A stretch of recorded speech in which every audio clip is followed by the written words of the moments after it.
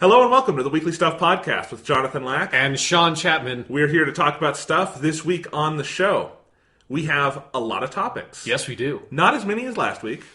It will never be as many as last week. Never again. Never again. That is my solemn vow. I did hear positive response to the episode, not necessarily to its length. So yeah, it was a 4-hour episode. We did that. We will try not to do that again. Yeah. It's just E3 is insane. It's E3, Doctor Who, and Twin Peaks. It's like, what an absurd conflagration of different things that normally would all be totally separate. Yeah. I not that I'm going to be happy to see Doctor Who end, but I am going to be happy that we'll have one show from the weekend to talk about, not two. This show is not designed to talk about this much stuff in 1 week. No, not at all. But this week we do have a good amount of stuff. We've got some news we're going to talk about. We've some fun and some crazy news that broke like right before we started recording. Because this is a Tuesday. We record Tuesday nights now. Sean finally saw Wonder Woman. Yes, I did. So we're going to talk about that. And I think we can be pretty free with spoilers. Because if you haven't seen it, I don't know who hasn't seen that yet. Its box office has been incredible. It's funny. It opened like way less than Suicide Squad. But because it's a good movie. Yes. People have been going to see it, and it's already made more. It's funny how that math works out, Yeah. We're going to talk about a great Doctor Who. Yeah. The Eaters of Light. Excellent episode. And a great Twin Peaks. Yes. Although Twin Peaks continues to dazzle and amaze. I don't know what a non-great episode of this Twin Peaks would look like. Yeah. I don't think it could happen. It is so sort of like consistently amazing and consistently just its own bizarre thing. Even though this was a very different episode, I thought. Yes, it was a very plot-heavy episode, but it felt good. It felt very good. Yes, I love this. We have so many fun things to talk about today. Yeah. So why don't we start with some stuff? Sean, what have you been up to? Not a whole lot. I sort of, I came out of my E3 fugue state and like stumbled into Wonder Woman finally and was like, oh, hey, this is a pretty good movie. That's fun. And then I was like, okay, I should probably play a video game. And I was about to play a new video game. And I was like, before I play a new video game, let me play another old video game. And so I replayed through Wolfenstein: The New Order off of the back of that, just the crazy fucking awesome new Colossus trailer from E3. And I thought, okay, this is going to be like the best time to play this, where it's like I've got some free time. Like there's not a lot of other games on the horizon, so I have some time to go through my backlog of new games like Nier Automata and Neo.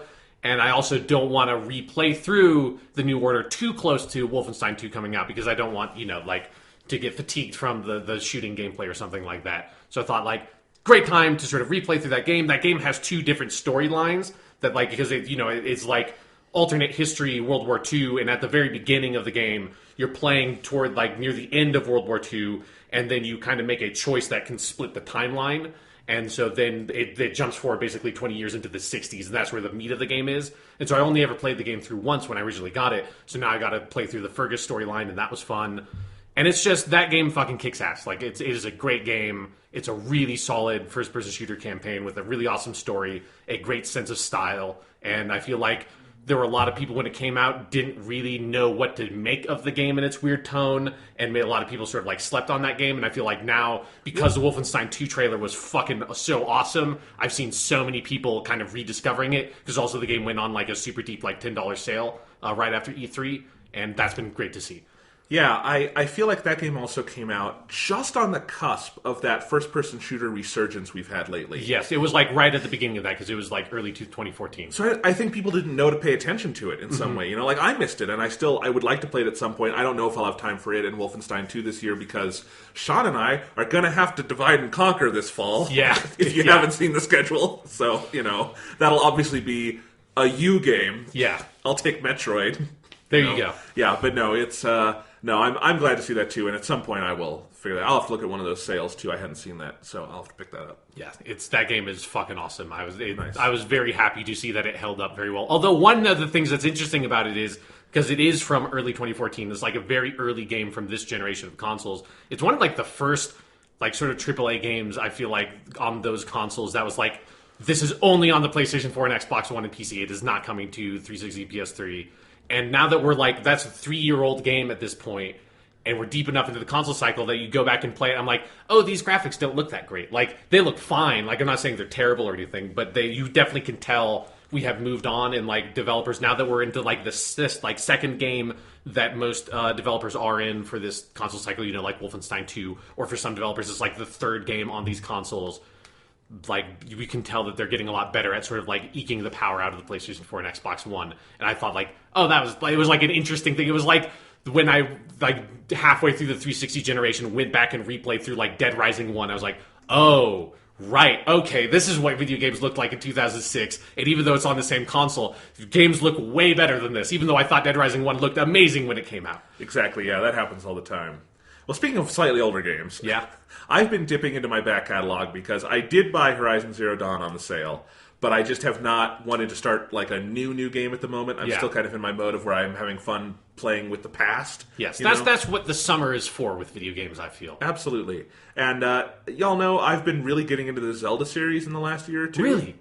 And basically because Breath of the Wild was coming out, and I love that so much, and I played a bunch of Zelda games leading up to it, and then I played Breath of the Wild, and I've loved that. But I had to like stop making myself go back to Breath of the Wild and like just wait for the DLC and have something to do, you know?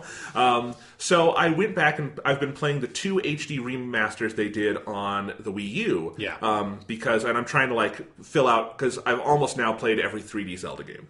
And so I've played the Wind Waker in the last week, and then I'm about 26 hours into Twilight Princess. So you've really gotten into your first dungeon in Twilight Princess. It feels like that sometimes. Now you know what I talk about when I talk about how fucking slow the opening of the game is. Although I think the HD version actually like speeds it up, because some of the things you have to like collect those tears of light. Yeah. Like, I think they like reduce that by like a third or something. No, ridiculous. They do. And so I want to talk about both of them because I think they're super interesting games. Neither one is necessary, although I'm not done with Twilight Princess, and that is a game that actively gets better as it goes along. Yeah, that is true. But like neither of them are necessarily in like my top 2 or 3 Zeldas, but I still have not played a Zelda game that has not wowed me in one way or another. Like that is a series kind of dense with hits. And the Wind Waker, I think, unambiguously people love that game. Yeah. Right? Yeah. And they should. It's an amazing game. It's a masterpiece. I think Wind Waker is fascinating because it is so brazenly unfinished in parts. Like, oh yeah. Like I never finished Wind Waker just because I got to that like last part of the game where it's like find the Triforce. I'm like, I'm pretty good. Which they really fixed on the HD version. Like, I shouldn't say fixed. Like, they didn't put a new dungeon in there, but like I had no problems with it. And then I was like, because I always have my brother Thomas around, who is the world's biggest Zelda fan, to like tell me about these things. I'm like, you had to do what in the original? Like, that is... I should say this right off the bat with Wind Waker. I think that might be the best HD remaster I've ever seen for anything. Just on the level of one, it is so utterly gorgeous. What they did to that game... I mean, that game always looked good on the GameCube and everything. It's got a very timeless art style. But they did such a nice job taking that timeless art style and making it look kind of modern and sleek and just as perfect as it can with modern technology in a way where you look at Wind Waker HD, and if you told me that game was made yesterday, I'd say, sure, it looks utterly timeless. It looks like it totally could have been made yesterday. Right. You would say there are some things about, like, mechanically, that's weird that they kept that in the year 2017, but that's okay. I mean, I almost feel like a lot of, like, the Wii U era, like, HD, like, and now, like, moving to the Switch, the HD era Nintendo games kind of borrow some stuff by, like, the color palette and everything from Wind Waker. Oh, totally. And yeah, but like I was going to say, it's not just that. Like, the other improvements they made are substantial. And again, I have not played through the entire GameCube game. I've played a good amount of it, but not played through the whole thing. And so I would constantly be having Thomas say, you know what you actually had to do here in the original? And I'm like, what? Because there are things like the sailing in that game is a really interesting mechanic. And it took me a while to kind of get into the groove of it and appreciate what they were doing with it. Because it's not at all like a modern open world kind of thing. It really is this interesting, almost strategic thing you're doing where you're sailing to a point and there are going to be certain things along the way that you see in the ocean, whether it's a piece of treasure or something on one of your charts, and you're looking out for that. You might have to fight an enemy. I think it's actually a very interesting thing once you get into the groove of it, and ultimately I really liked going around and like charting and making my whole map of the world and stuff. I think there's a lot of little pieces in both Wind Waker and Twilight Princess where you can feel Breath of the Wild coming. Like, here are the building blocks starting to emerge. And But like one of the things is in Wind Waker HD, they give you this item called the Swift Sail, which replaces the normal sail for your boat, and that means you sail like twice as fast, and you never have to control the wind. It just goes where you want to go, and you never think about it. Totally seamless, like you would expect this kind of thing to be. In the GameCube version, as I learned from Thomas, you had to pull out your Wind Waker and change the wind every single time you wanted to go in a different direction. Yes. That's insane. Yeah, no, like I've found the sailing to be one of the more tedious parts of Wind Waker, and one of the main reasons why I stopped playing it at some point. Totally, and I can totally understand that. I think they improved it enough that I got over the hump with it and learned to like it. It's not my favorite part of that game, and it does feel like... But it's also like I view it kind of in its time, and I think it's a really interesting thing they tried to do, you know, like... Because it's mechanically a pretty direct sequel to Ocarina of Time, but I do like how many little risks, and sometimes big risks, like the art style Wind Waker takes, which are fascinating. But what I was going to say about how brazenly unfinished the game feels is like, clearly like the game starts with the normal Zelda thing of you're going to collect 3 things, but they only did 2 dungeons, so the third thing they just give you. There's the thing at the end with the Triforce quest, and just moments where you're like, okay, something's missing here. But the game is so confident in everything it does, and the storytelling in that game is so great. Like, it is very much in that Ocarina of Time style. Those little silences, they're very well-directed cutscenes where the images say so much. The characters are so expressive in that art style. The story just kind of moved me more and more the more I played it. And the ending to that game, I mean, everyone remembers, obviously, Link shoves the sword through Ganon's face, and that's amazing. But that whole ending is fucking phenomenal, where, like... You have this whole thing where the Triforce actually comes out and Ganondorf's about to make a wish on it, which I don't think has ever happened in another Zelda game, where it becomes... Like, you make a wish on the Triforce at the end of Link to the Past, but it's not like the big threat going on. And then, like, the King of Hyrule in ghost form comes out, and there's this whole dialogue where the dialogue is beautifully written in that game for Ganondorf and the King of Hyrule, as they basically debate philosophically what should be done about the sins of the past, and the King of Hyrule saying, we just need to leave the world the way it is and let these young people forge their own direction and not be bound by our fuck-ups anymore. And it's actually, I think, a pretty thematically rich ending to a Zelda game. I really like where that goes. And so I came out of Wind Waker, like, it took me a little while to get into for a number of reasons. Some of the sailing stuff, you know, other little things. I think that game only has 5 dungeons. The last 3 are terrific. The first 2 are a little, like, they're not bad, they're just very Zelda 101. Yeah. And so I wasn't excited for a while, but the more I played it, particularly once you get to the big scene in the middle of the game, it's not really even the middle, but, you know, the first third, where you go under the water and you see Hyrule flooded, and you get the Master Sword, which is one of my favorite Master Sword sequences. Yeah. And in our subgenre of Zelda scenes. Sure, yeah. I would rank that one highly. That game just gets better and better as it goes along, and by the end, I was so in love with it that I was planning to, like, maybe jump into Horizon next, but I was like... I'm really riding this wave with Zelda right now. I should just continue and plow through these 3D games at the moment. And I had Twilight Princess sitting right there. And I'm like, if anything will push me through the opening hours of Twilight Princess, it's the enthusiasm I'm already riding. Sure, yeah. Yeah. And Twilight Princess. I think that's a flawed game. Oh, yeah. In obvious ways. Yes. And we can talk about those. I also think when that game is on, it is really on, and I find it really great when it lets itself be great. I think it's, you know, again, I have not finished it yet, and I'm not ranking the Zelda games at the moment. It is in many ways my least favorite of the ones I've played, but it also does some things better than any of the other games. So it's like, it's a really fascinating game to look at. You know, that is a game that does not, if you're making the comparison to like Breath of the Wild as another like system launcher, it doesn't move to me with the same confidence that game does, but like, it is interesting where it falls flat and where it soars, and kind of the gap between those. Like, what makes the opening slow isn't just that the story is overtold, and that there's too much writing, and a lot of scenes move too slowly, and there's too much tutorial. All of that is an issue. For me, one of the biggest issues is that game actually is really beautiful at various points later in the game, and they foreground in that game the early hours, like the first 10 to 15 hours. An awful lot of what happens is in that game's version of the Dark World, the Twilight Realm. Yeah. And that's where you do the Wolf Link stuff early on in the game. And I actually like Wolf Link as a concept on his own, and later on when you can switch between them, I think it works really well. Sure. Early on when the game just is like, you're going to be Wolf Link for 3 hours. Yeah. And we're not going to really give you anything interesting to do as Wolf Link. That's my issue with Wolf Link.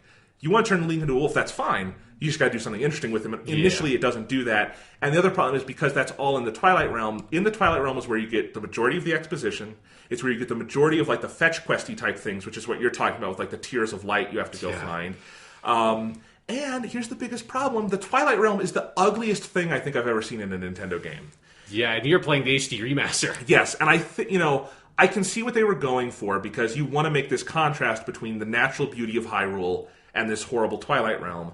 The way I would do that, frankly, with the power of like the GameCube, is go super stylized and have like the Twilight Realm be all sepia or something, like really go for it. And instead it looks like someone smeared Vaseline on the lens. It's just muddy and weird. It's really muddy and weird, and like you just spend too much time there, and some interesting things happen, but it's kind of too far in between, and then you'll get to be real Link again, and you'll get to do something really cool for a couple hours, and then you'll go back to being the wolf. And again, it's not that I don't like running around as the wolf. There's some fun things you can do as the wolf, but in those early hours, it's just so on rails with what you have to do. And then, like, one of my issues with the wolf stuff is that it's kind of like a little bit of what they did with Majora's Mask, but at least in Majora's Mask, like, it's a much shorter part of the game at the beginning where you are Deku Link for that stretch of time before you can turn into the mask and become normal Link. Is like, when you are in the transformed state in Twilight Princess, when you are Wolf Link, you are so restricted as a player in so many ways. And it's like, you just want, like, I want to be able to run around and use items and solve puzzles and be, like, the character in a Zelda game. I want to be Link. And as a wolf, like, all you can do is run around and do, like, a bad version of Zelda combat. Because I think, like, even the combat as the wolf is worse. Yeah. And because you're, like, restricted in what you can do in so many ways, every single combat encounter as the wolf, like, feels like it plays out the exact same way every single time, and you get sick of the combat as the wolf like the third time you do it, or at least I did. No, and I totally get that, because and again, this is why the game gets so much better as it goes along, because if you can power through that stuff, and I can totally understand some of the early hours kind of killing your enthusiasm, if you get through all that and you get to the big turning point in the story and in the game, and where the game really opens up for you, and then Wolf Link is just a tool in your arsenal. Yeah. I love it, because it's just, I can turn into the wolf whenever I want. Okay, here, that's what I need to solve this puzzle. Or, this is an enemy. Okay, that's a Wolf Link enemy. Or, oh, I'm in the snow now. Link can't walk in the snow. Do I need boots? Oh, no, actually, the wolf can do it. And when it's that, it's just another tool in your arsenal, and it's fun, and it's different, and I like that, and it varies the pace, because then you're never Wolf Link for like an hour at a time. It's for minutes and little chunks at a time, and it's a really fun way to explore the world, and the game, I think, very organically kind of blossoms at that point. But yeah, and it's not a short part at the beginning of the game. I mean, it's the first 3 dungeons, and each dungeon has attached to it a long Wolf Link section where you collect the tears, and I will say that none of that really got under my skin too much until the 3rd tier collecting section, which is all the stuff at Lake Hylia, and they scatter the tears over like half of Hyrule in that one, and they make you do multiple boss fights as Wolf Link, which should never be a thing, as you just said, because the combat, it's fine for what it is if you don't lean on it too much, I don't expect Wolf Link to fight as well as, Human Link does, but when you give him a boss fight, it doesn't work. So like that whole section made me tear my hair out, and then I think the 3rd dungeon is the only dungeon in that game I'm even slightly disinclined towards, because I think the game has fantastic dungeons. So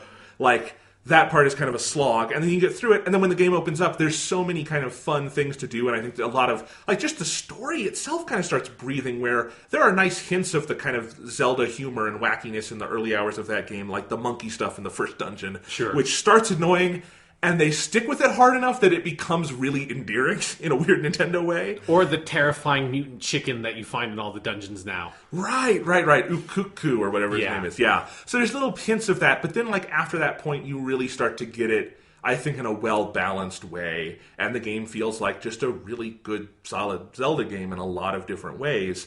I don't think the game ever becomes the most beautiful Zelda or Nintendo game, but there are definitely moments when you're out in Hyrule Field or in the Snow Peak ruins and the mountains and stuff where you're like, this is really nice looking. It's nice looking Sursa GameCube era with what they were trying to do, but that looks really beautiful, and it's like, I wish they had foregrounded some of this earlier on to give you some light to hold on to in those early hours, And that HD remaster is an interesting one to talk about, because clearly not as much work went into it as Wind Waker did.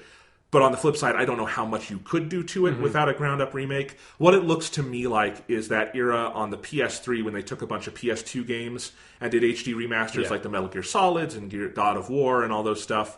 and they tended to look really good, but you could tell they didn't like put years of work into it or anything.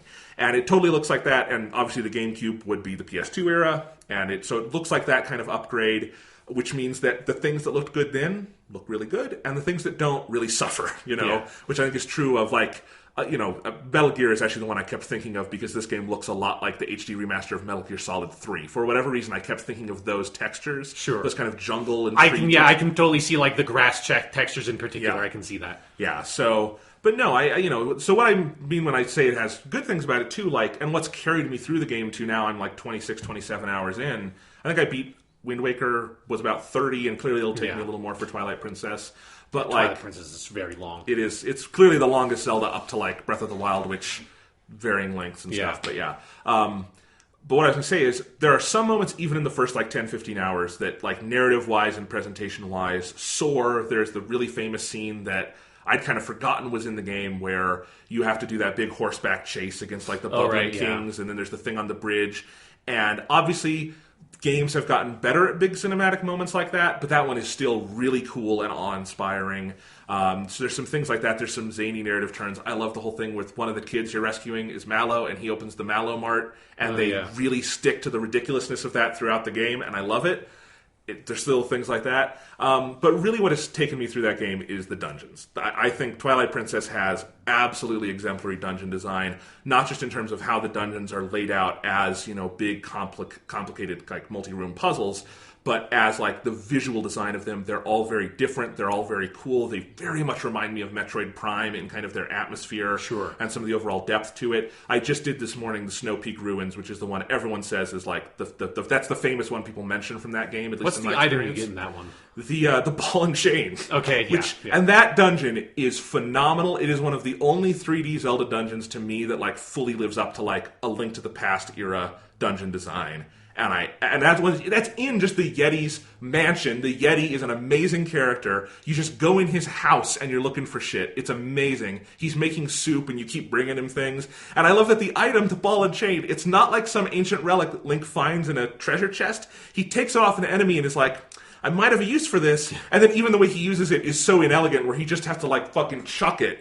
And it's actually kind of amazing because you go into that dungeon and you see all these ice sculptures and you're like, oh, I'm going to get fire arrows. Because that's what happens here, is you get fire arrows and you melt them. Right. No, you're going to get a giant metal ball and you're going to smash those things, and it's wonderful.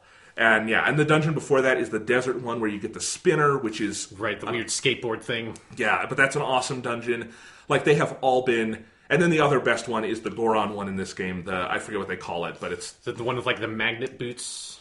Yeah, the iron boots, but they have this magnetism where that dungeon feels like Metroid Prime Zelda and Super Mario Galaxy had a baby, and it's amazing. So there's a lot of stuff in those dungeons that is great, and to me, in classic Zelda games like this, classic style Zelda games, the dungeons are my favorite parts, and so I'm very happy playing this game. Sure. If the dungeons are not the thing that primarily take you through Zelda, I can understand getting frustrated with Twilight Princess. Yeah. To me it's it's also just video game archaeology to me. I find it because you're coming back to it years later. Yeah. So I find it fascinating critically to play through this and kind of see the evolution of Zelda, because as much as they are doing some things better than ever, I think that's a game where the 3D dungeon design is at its peak.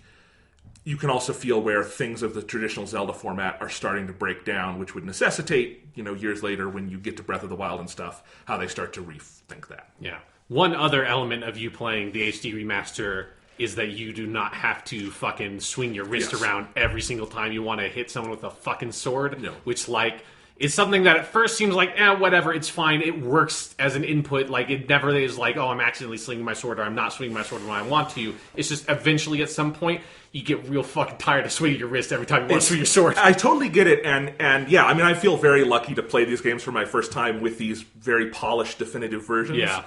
And the other thing that I think gets lost in the discussion about Twilight Princess because of the motion control stuff is it has outstanding combat. It's got the best combat in any Zelda game. Yeah, and I thought I was going to say that about Wind Waker, because Wind Waker is outstanding on that level, and then Twilight Princess just improves it. But I think you could very easily not see that if you're playing with motion controls. When it's just buttons, it's this is hyper-polished, The enemy variety is great. It's a good challenge. Because Wind Waker has great combat, but it's not as challenging as it needs to be. Like, that's... Yeah. I don't think I ever even had to like use a fairy in Wind Waker. But like with Twilight Princess, it's a nice balance of challenge and everything. And the combat, just like there's a lot of polish on the game systems in that one. Even if some of the story stuff, I think they overreached. Yeah. But, and they were very clearly trying to do Zelda of the Rings.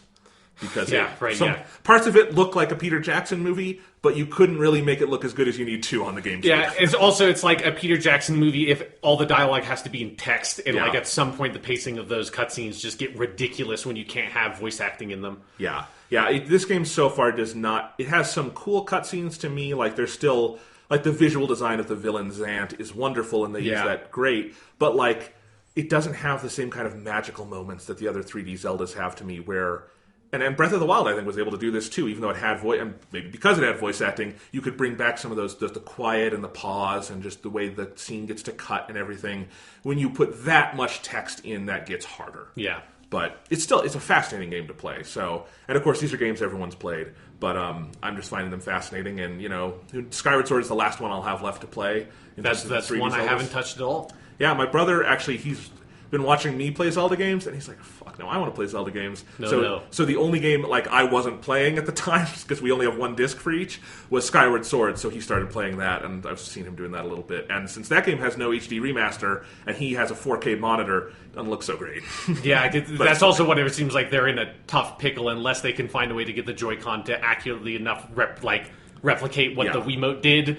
That would be a hard one to HD remaster for obvious reasons. Yeah, I think they'll be able to do it, and they probably will, knowing that Zelda games take so long to develop. They tend to have a lot of remasters in the middle. Yeah.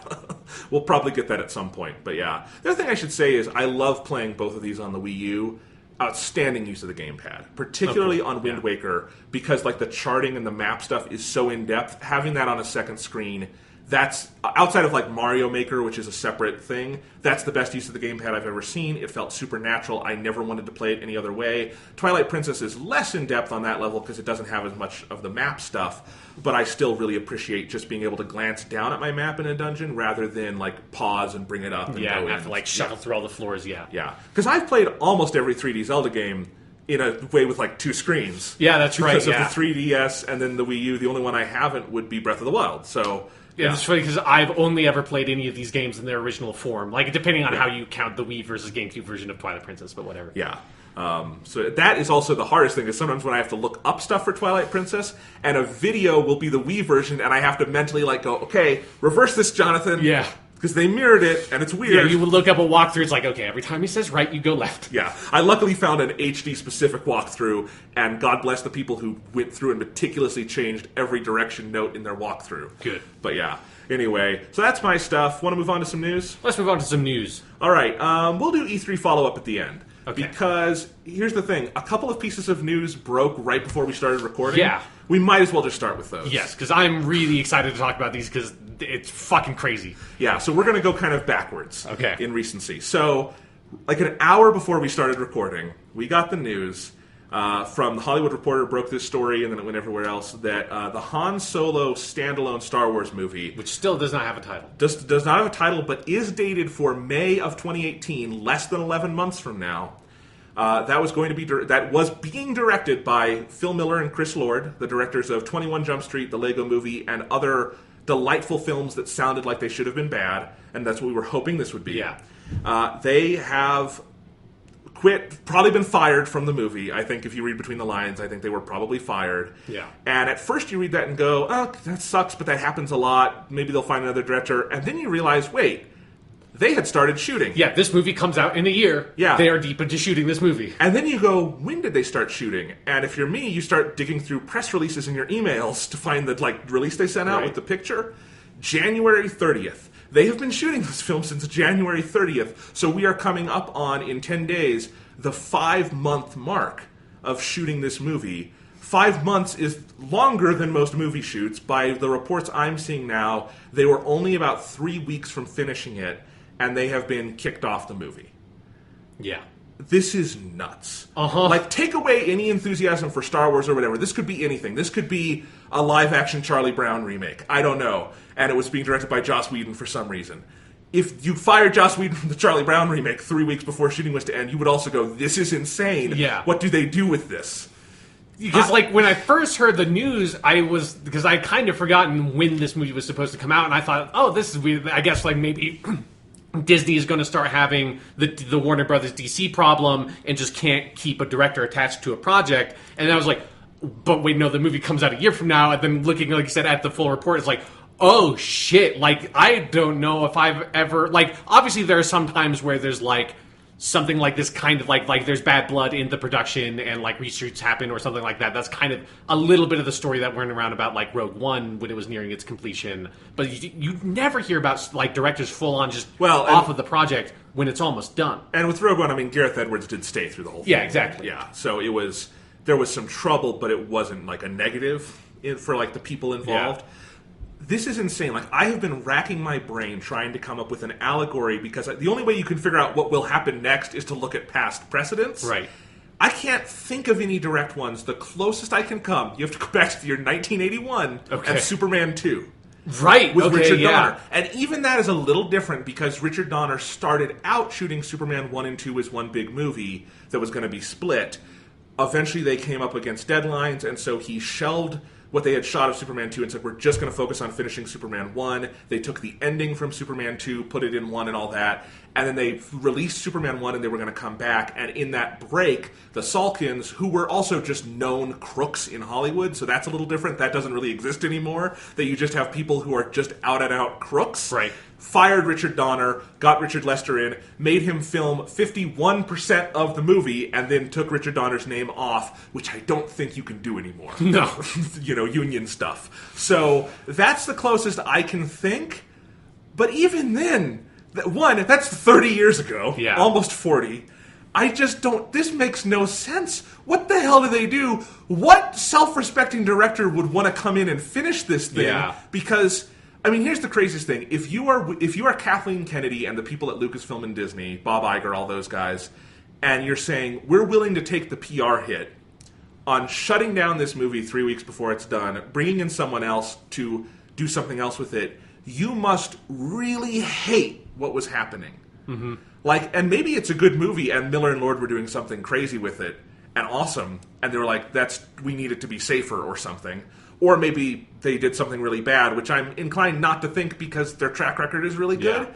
But, like, this had to have been something catastrophic, and then what the hell do you do to fix it? Do they keep their name on the movie? Yeah, exactly. That's one of the things I'm thinking about. Do they go Alan Smithy on it? What happens? Yeah, it's just like... It's so bizarre. Because it's especially, like, it's such a high-profile example, too, because it's like... Yeah. This isn't like a small movie. It's the next fucking Star Wars movie. Like, I mean, sure, it's one of the spin-off ones, but it's a fucking Star Wars movie from Disney. You know, this also came really out of left field. One of the film bloggers I follow on Twitter is this guy Gregory Elwood, and he has a podcast, I guess, and he interviewed one of the co-stars of this film, Phoebe Waller-Bridge. Someone who's been in the running for the next Doctor, if we want to make a Doctor Who. Okay, she's always reported on the tabloids. Yeah. That means she's probably not going to be the Doctor, guys. Yeah. Anyway, but she did a podcast with this guy, and he asked her, and he was tweeting about this, he asked her at the end, like, you shot that Han Solo movie, you finished your scenes, how was that? And she said, it was so much fun. Miller and Lord looked like they were having the time of their lives. It was great. And we've heard other indications of that, like, this sounded like a fun set. Right. So, what happened? It's so bizarre. I mean, I don't know what could happen for you to do. Like, I can understand you finish the movie and then redo things in reshoots. That's like what happened with Josh Trank's Fantastic Four. Right. Where it was like, this is a disaster.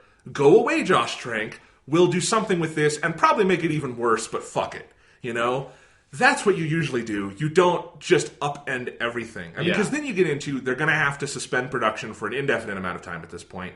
Actors, they might not get some actors back. I mean, that could be a big difficulty with this. Yeah. You know, I don't know how this makes a May 2018 release date. I mean, it's Star Wars. It's effects heavy, I assume, unless it's like a bottle episode in the Millennium Falcon. In which case, this should be pretty easy. But I don't know. And then also, it's just like, because it's not even just the new director has to come in and finish the material that was not originally finished. presumably, like, they're going to have to redo stuff. Yeah. Like that, you can't just bring in another director and just have them like, okay, I'm going to put the fucking Band-Aid over, like, 3 weeks of shooting and that's it. Like, because that's going to come out as, like, a fucking terrible movie. Well, and that's not the movie they wanted, apparently, Exactly. because they fired Miller and Lord. So, what's going on? I mean, this is the most bizarre movie development I've heard of in years. Yeah. I mean, we make fun of DC for all this. At least they don't go into production. Yeah, exactly. Like, they're just, like, they're in talks, and they're saying, okay, this person's going to direct, and that person's like, no, fuck this, I'm going to go do this other movie. And it's like, it's not a good look, but it's understandable. And even with Suicide Squad, which had a lot of retinkering in post and reshoots and stuff, David Ayer was the director through all of that. Yeah. They didn't bring someone else in. The Justice League thing that's going on, where Joss Whedon is reshooting a lot of it, that's, specifically because Zack Snyder, his daughter died and all that. So, like, that's a personal tragedy, not a problem necessarily with the film. Again, all films have reshoots. So, like, yeah, I mean, even the most high-profile things I can think of in recent memory don't approach something like this. And for this to happen on Star Wars, I mean, also, Disney is just a well-oiled machine. You don't hear about this out of Disney. Disney can release bad movies sometimes, but they kind of just come and go, and they're able to bury that. Like, no one has seen the new Pirates of the Caribbean, and you can't prove to me that I'm wrong on that. Yeah, no. You can't prove to me that anyone has seen that movie or knows it exists. Although, I mean, I can tell you that Davy Jones comes back at the end of that movie. Okay. And that sounds like that's supposed to be a joke, but according to Wikipedia, it's true. Who knows? Yeah. No one's seen it. So yeah, fair point. Like, these things just tend to go under the radar at that company. I mean, maybe more news has broke, but, like, I am fascinated by this. The biggest question for me is, again, what director on earth would want this job? There's no upside to it. David Lynch, he comes back. He's like, fuck it, I'm fresh off this Twin Peaks shit. I'm hot. I'm in it. Like, I'm going to right the wrongs of Dune by going in and finishing this other movie that these guys didn't finish. I mean, the one thing, people were joking about this on Twitter, but I actually think it's a possibility, is Colin Trevorrow, who is directing Episode 9. Sure. Hasn't started yet. They really like him at Lucasfilm because of what he did on Jurassic World, I guess, which is a horrible movie, but whatever. Maybe you just get him to come in and do 6 weeks. And just, he's already in the family, finish that. I can see that's the most plausible thing I've heard. As crazy as this situation is, whatever. Like, maybe Joss Whedon jumps to this one next, as in his new script doctor phase. Like, going back to his roots. I don't know. But yeah, I was never, like, thinking this was a guarantee to be a good movie, but I was excited for it because of Miller and Lord. You take them away, and then you reveal this whole thing was a shit show. I'm terrified of this movie now. I mean, yeah, now it just sounds like, it feels like, well, of course this happens when you try to make a fucking Han Solo prequel movie, because that's such a stupid fucking idea. Maybe even they couldn't make it work. I know. Yeah, maybe it was actually an even worse idea than the Lego movie or a 21 Jump Street reboot. Yeah. So who knows? I mean, we'll keep an eye on this. Yeah, I'm really excited just like for like a year or something from now when it can finally kind of come out what the fuck happened. I know. That's because, like, that might be the most interesting thing of all. Yeah, we did finally get the details on Rogue One, in part because that wasn't like people trying to murder each other. And really that actually was an example of the process working right, because if you read about that, even if you didn't like Rogue One on the whole, what they improved was the third act, and everyone agreed that was the good part of that movie. So that worked as it was supposed to. Maybe you could have given characters personalities somewhere in there. But that would have been nice, but at least shit blew up real good at the end of that movie. Absolutely. So who knows? Let's talk about another weird piece of news that just broke. Variety reported that Damon Lindelof, fresh off The Leftovers, and its universally acclaimed third season, is developing a Watchmen series for HBO. It's never happening. Probably never happening, but let me finish my blurb. HBO apparently picked up the rights to Watchmen several years ago. They are a division of Time Warner that is within the Warner Brothers family for a variety of reasons, DC, blah, blah, blah. So this has been coming in so much as HBO has been looking for someone to develop this. Damon Lindelof is under an overall development contract with Warner and Time Warner stuff, so that is what he's being put on now, I guess. My reaction when I saw that was, like, let's put aside, I think you're probably right, this will never happen. It's never fucking happening. It's never fucking happening. Even if it happens, I don't believe it. No, it's probably never happening, but let's play in the world for a second where it's a possibility. Okay, let's go to Fantasyland. Yes. I find it weird for a number of reasons. I mean, The Leftovers is an amazing artistic accomplishment, and I think, to me, it's the show of the decade. It is one of the best things HBO has ever made, and that's saying something. It's one of the all-time TV shows. But it was not watched by many people. And Damon Lindelof is coming off 3 years of HBO bankrolling his Strange Arc project. And when you do that, sometimes you have to go and make something commercially successful again. Okay, yeah. Somehow Brian Fuller avoided that from Hannibal to American Gods. And I'm going to talk about Brian Fuller again in a second.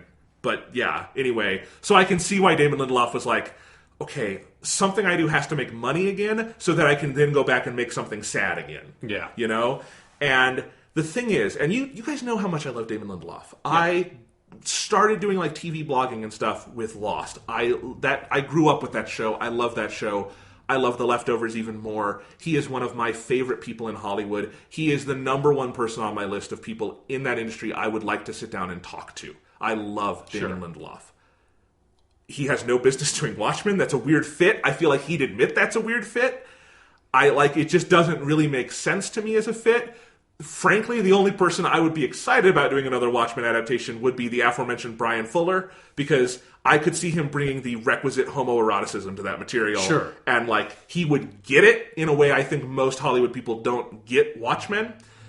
And then the third issue in all of this is just shut up with Watchmen. We don't need it anymore. Yeah. You guys have killed that material to death. Mm-hmm. I have no doubt that someone could make a good TV show out of Watchmen, but I think that's also a world in which the Zack Snyder movie and the DC Comics and the other DC Comics and the other ripoffs of Watchmen don't exist. Yeah, like Watchmen was an amazing thing in its moment in history. It's just very unfortunate that a lot of people took up Watchmen, kind of took a lot of the wrong messages from Watchmen and made a bunch of crap.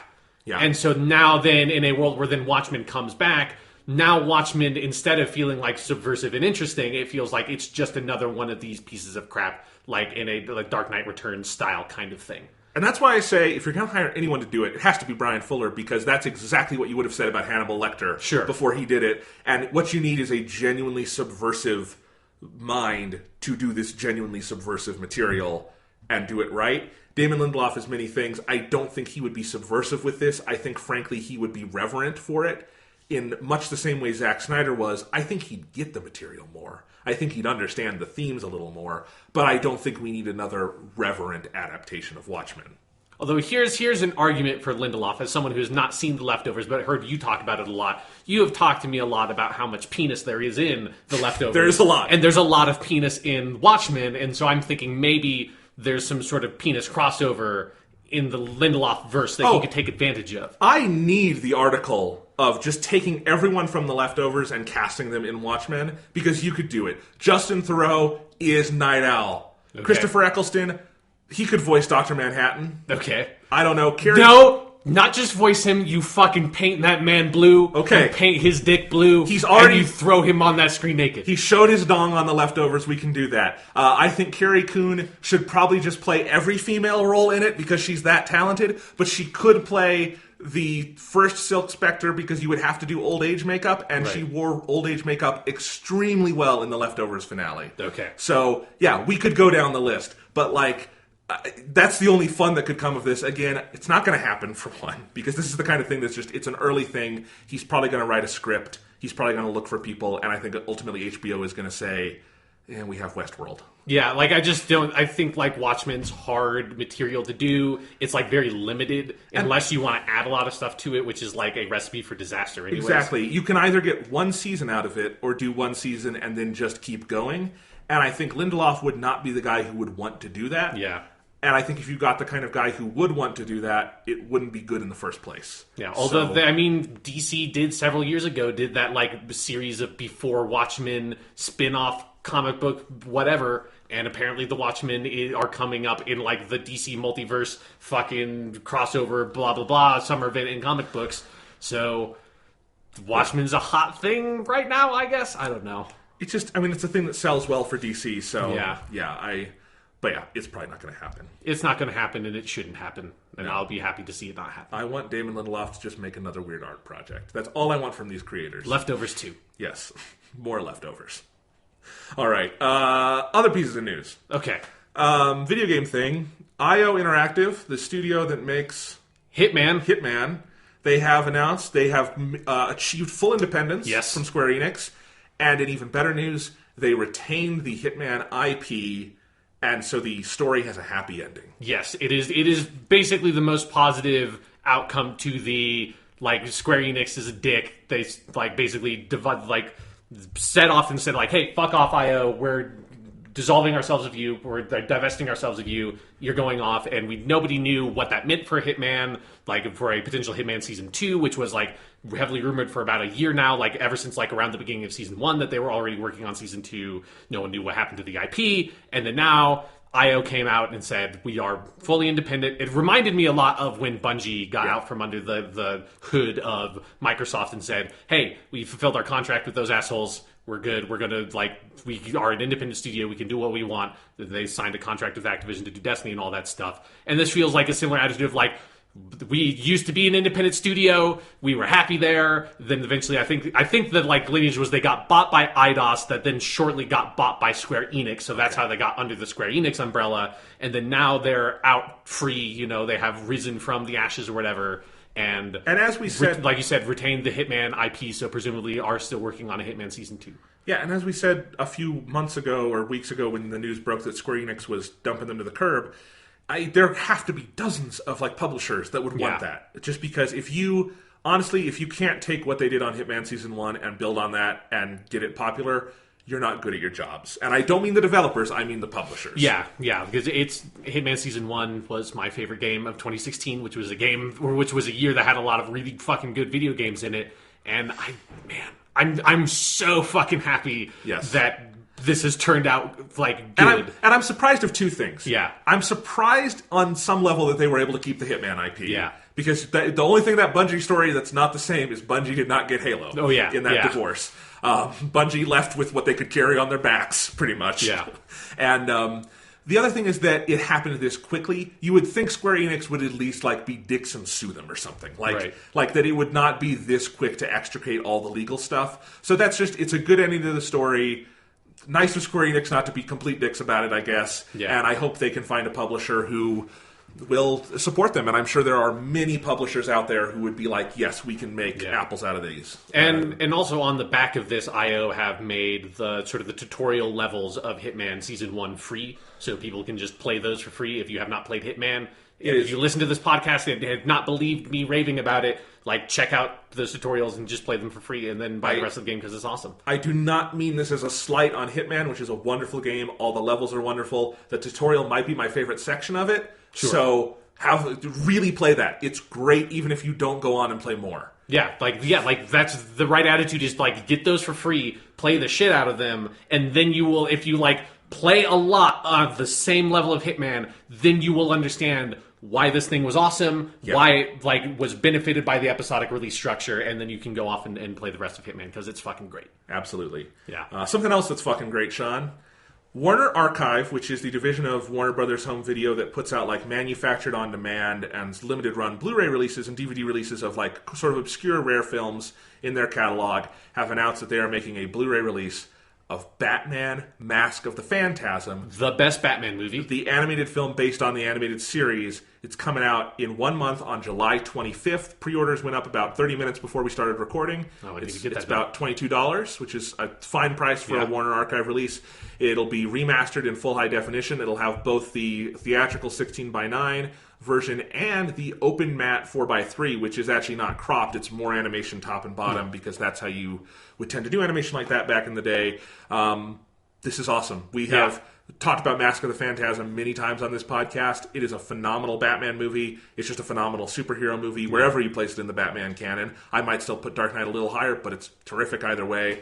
And the DVD of that movie looks like garbage. Yeah. Because it's from, like, the early 2000s. It's a very old DVD. It's a flipper disc with, like, 2 sides for the full screen and widescreen. And it doesn't even have... Full screen movies. Yep. And, I mean, this is awesome. And I think in another way, like, not just being able to see this movie in high definition and Blu-ray quality, which is great because the animation is wonderful. If this sells well, maybe they'll look at doing the animated series. Oh, yeah. Because that's the other thing, is the way the animated series and the movie were done is they were animated on black paper to make it that dark, which is why the series looks so cool. It also makes it tremendously difficult to, like, remaster and make look good on, like, digital versions, because it was very much done analog back in the day. And so the DVDs of the animated series and the movie don't look nearly as good as they should for a show of that pedigree. Yeah. And we'll at least get the movie, and I assume they'll have done a good job on this, and I'm excited to see it in decent quality. But then, you know, Warner Archive has released all the other Batman TV shows, like, since that on that service, and those have a lot less cleanup work to do. But I do think if this has good reception, maybe they'll look at doing a season or something and like trying that out. And if it's a, you know, an archive release, maybe there's the business there for it, because that is one series I would absolutely purchase again on Blu-ray. Because, absolutely. Yeah, it deserves it. It is, and will always be the definitive Batman for me. So absolutely, me too. And you know, maybe when this comes out in July, we can watch it and do an episode on it, just because it's great. Yes, I will always be up for doing more podcasts on Mask of the Phantasm. It's great. Yeah, I'm excited to see this again. So yeah, I have actually never bought from Warner Archive. But I like what they do, and now I finally have something that I'm interested in. Yeah. So it's great. All right, last thing in news is let's do some E3 follow-ups. Okay. Do you have any... I mean, there actually wasn't as much post-E3 news as I thought there was going to be. Yeah, like there were just... Usually you have like a couple of things that kind of sneak out that are like, you know, smaller indie games or something that never made it onto a big press conference that make a splash on the show floor, and there wasn't a lot of that this year. Yeah, absolutely. So yeah, I don't know if we have much follow-up. I have one thing I want to talk about, but is there anything else like specific, Sean, or things that we learned about beyond, like just more news about things we'd already seen that you wanted to mention? I think like one thing that's like, I just want to give a shout out to like there's 2 interviews with Phil Spencer that I think are really fucking awesome that people should check out if they're interested about the Xbox One X stuff and like the direction of Microsoft, because Phil Spencer is like really great in interviews. He's a really interesting guy. There's the Giant Bomb E3 late night interview they did that they've done that with him for like 3 years now, and it's like an hour long interview, but it's really great. It goes right by. That's just on the Giant Bomb YouTube channel, and people should check that out. If you don't have like an hour to watch that interview, there is a more sort of compressed kind of similar interview that's on Waypoint.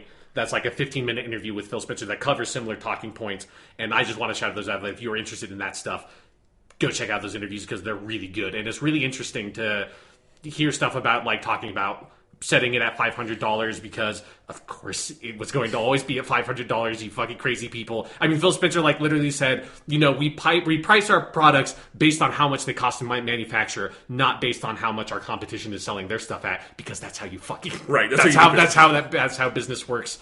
You know, there's a lot of talk about, like, how 4K TVs and stuff fit into the market now. Those are really cool. Yeah. Nice. Yeah. Frankly, I'd rather they just air an interview with Phil Spencer instead of the Xbox presser. Sure, yeah. Because you get more out of it, honestly. Because Phil you're right, he's a really interesting guy. I don't think he gets to be the best version of himself on that stage. Yeah. You know, he doesn't get to be as in-depth, which you can say for a lot of people at E3, but still.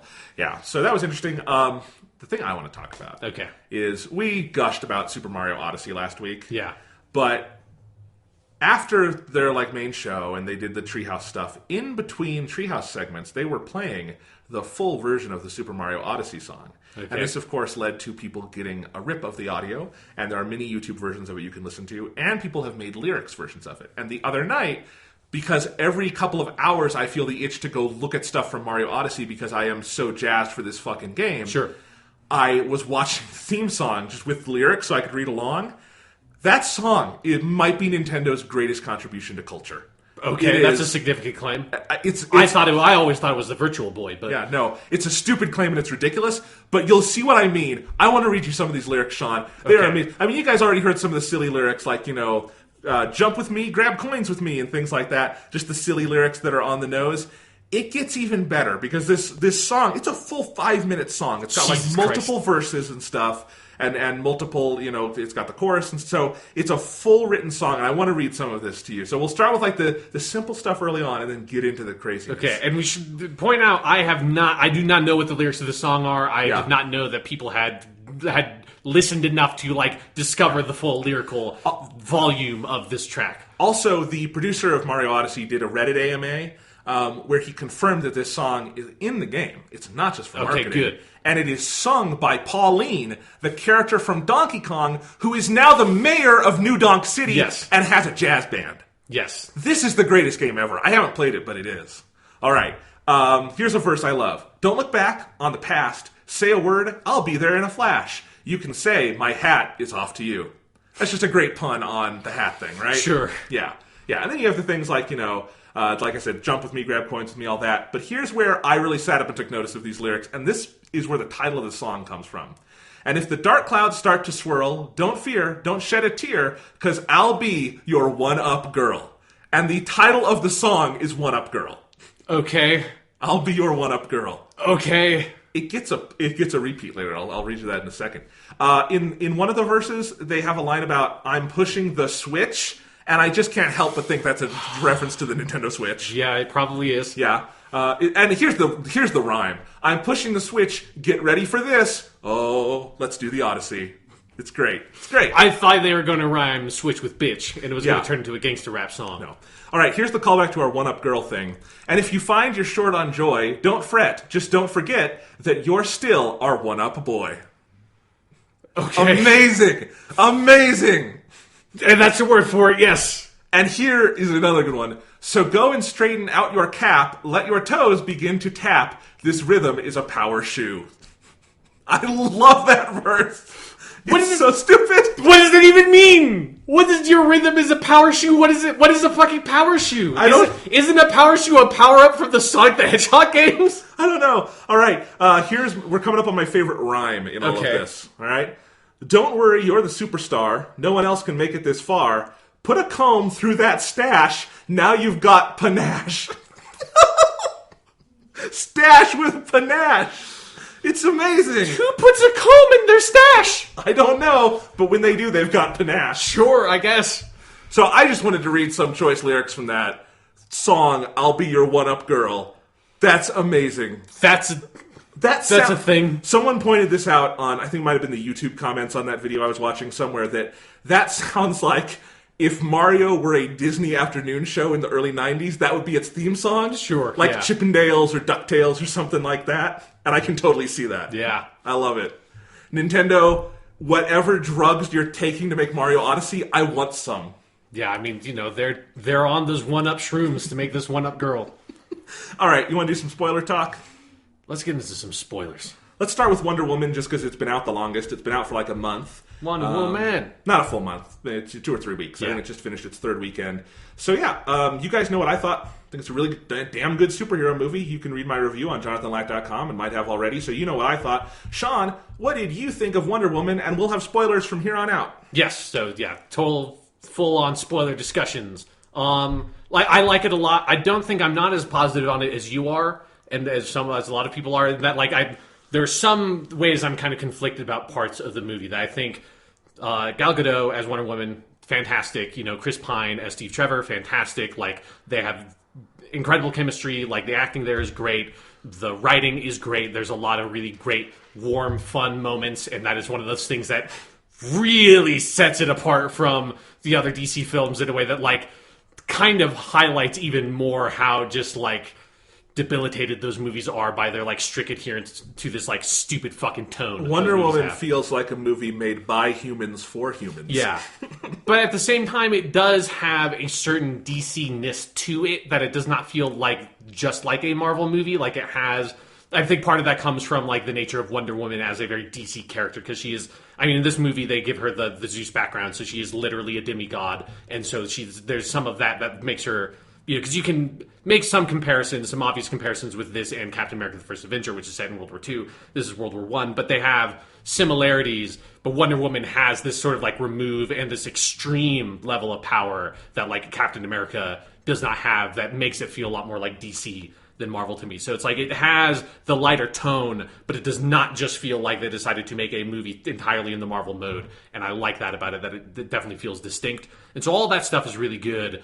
So some of my problems with the movie come in with, I think, while they have, like, a lot of good ideas in how to use the World War I setting, I think ultimately they did not sort of execute on that the way they needed to, and I think it probably would have been smarter for them to do World War II instead of World War I, because World War II was the original setting for the Wonder Woman origin story, because that was when those comics were originally made. And I think there's they pay a lot of good lip service, and there's a lot of dialogue telling you about the complexities of World War One and about how there's like, oh, there's no real heroes, there's no like right side, it's everyone's fault, like all this stuff. They say that, but I don't think the sort of the text of the movie and like what you really see the characters doing fully backs up that argument, and I think they present an overly simplistic perspective on World War One. At the end of the day, I think they over-villainize the Germans, they over-glorify the British and the Allies side, and I don't think they ever fully convinced me that they really were embracing the kind of like murkiness that is inherent with World War One. But at the same time, like I don't know if that's necessarily the movie they should make, because I don't know how you make a PG-13 movie about that, and I don't know how you come out of a superhero movie about World War One that is really more honest about World War One and feel super pumped up about that. You know, like that's a like. World War One's super fucked up, like super, super, super fucked up in some very specific ways that make it a hard thing to tackle in a story. And I think ultimately, like they just were not really equipped to fully deal with that, and it really debilitates some of the sort of the key scenes in the movie around the middle and in the climax for me. Okay. And then other problems, I think like ultimately just like the whole climactic part of the movie is pretty messy. I think that's like one of the big complaints that a lot of people have about it. Like I don't think Ares is never done super well. I think like there's a lot of stuff about how rushed some of the revelations are, like really compressed in the ending, where I think like Wonder Woman really needs to come to the conclusion that Ares is not the core problem here much earlier, like not much earlier in the movie, but before she has to like be railroaded immediately into the final conflict, because it's like she has to like sort of learn the moral of the movie and like right at the end, right when fighting the villain, and it's like this is all compressed in such a way that like it's very hard to sort of take a step back and make sense of what the movie's really trying to say. It's interesting because I think the third act has some just utterly incredible stuff in it, and like the stuff with Steve Trevor at the end and her, and I think how they tie all that together thematically saves all of that for me. But I see what you mean, and I do think like in particular, I think Ares in this movie works wonderfully as a theme until you meet him. Mm-hmm. And it's an interesting issue to have, because I think my favorite thing about this movie is the arc they wrote for Diana. And I think I agree there are complexities with World War I where I don't think you can ever do it perfectly in this setting at all. I think they did a very good job with it in a lot of different ways, even if, I don't think they did it perfectly, because I don't frankly think you can in this setting. But like, I think Diana's arc is so fascinating to me in this movie because it is almost like a call and response against the problems of Man of Steel, or Batman v Superman, or The Amazing Spider-Man, or any of these recent superhero origin stories that are where the superhero just becomes the hero completely out of circumstance, and they have no proactivity whatsoever. Right. It's completely reactive. And those aren't heroes. Those are just bystanders who weren't cowards in the moment, right? Like, that's a weird distinction, you know? And so, with Wonder Woman, the whole story is about this woman who really has these powers and wants to help the world. She has this kind of belief system, and she wants to go out and help people. And I think the scene that is most powerful in the entire movie, for a lot of people, me included, is when she's in the trenches with Steve and the people, and it's, this talk about how we need to get to that other battalion, but there's no way we can do this. And she is so kind of sure of this belief system she has that she gets up, and that is the moment where we first see her in costume and everything, climbing out of the trenches and making that run. It's just a fantastic scene, and I think it's, that's the moment where she becomes, quote-unquote, Wonder Woman in this movie. If you compare that to similar moments in, like, Amazing Spider-Man or Man of Steel, it has so much more impact because it is about that character's proactivity. Yeah. And the Ares character is so key to that because, she was raised on Themyscira. She has this very mythological view of the world. She thinks that that humans basically have no evil agency, and it's just Ares the entire time. And I think that's a fascinating story arc because I don't think it's about this character getting all hope beaten out of her. It's about this character maturing in her views on the world, and I really like that as a story arc. And I think, as I was saying, it works all the way up to the point where you meet Ares, and then I don't think like this was an inherent mistake where you couldn't handle it well. But I think there's that scene, where she kills the German leader, the Hydra guy. That's really what those characters are. Yeah. She kills the Hydra guy, and she thinks that was Ares, and it turns out it's not. And I think you're exactly right. There needed to be at least one more scene or one more choice or something if they wanted to bring in Ares at the end, she had to already have had that realization before she comes face to face with him. And as you say, it means a lot of her final arc stuff has to happen during the climax. And some of that I find impressive. I think the way they tie in Steve Trevor's sacrifice and what she hears from him and how she uses that to beat Ares, all of that I think is handled very well.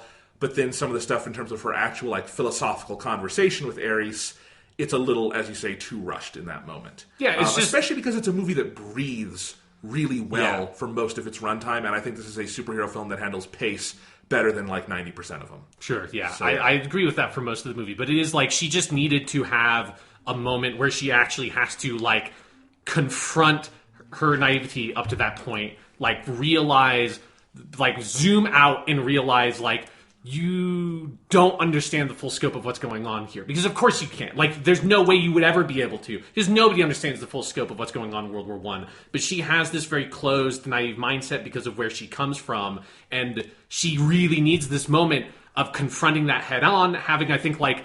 Because they have these narrative steps in there of, like, having a falling out with Steve Trevor and then having to reconcile that. And, like, there are things there that are built there that are, like, you know, the sort of screenplay 101, like, that's how that plot kind of is set up to go things that they do kind of do, but they don't put enough emphasis on those narrative beats at the end because it just feels like it needs to rush to this conclusion because, you know, the movie is already kind of long. I think it doesn't feel super long, but it's like it is a decent length. It's like, I think they just ran into a weird issue with the pacing near the end on how to wrap up these themes because they are pretty big and they're very meaty. And I just think the movie doesn't know quite what to do with them at the end. But that's a great discussion to be having. Sure. Just like, let's take a step back and compare that to a Batman v Superman or Suicide Squad discussion. Yes, if you're comparing it to the fucking dregs of the barrel, this is like not even in that barrel. Or even a lot of other, like, you know, lesser superhero movies. Sure.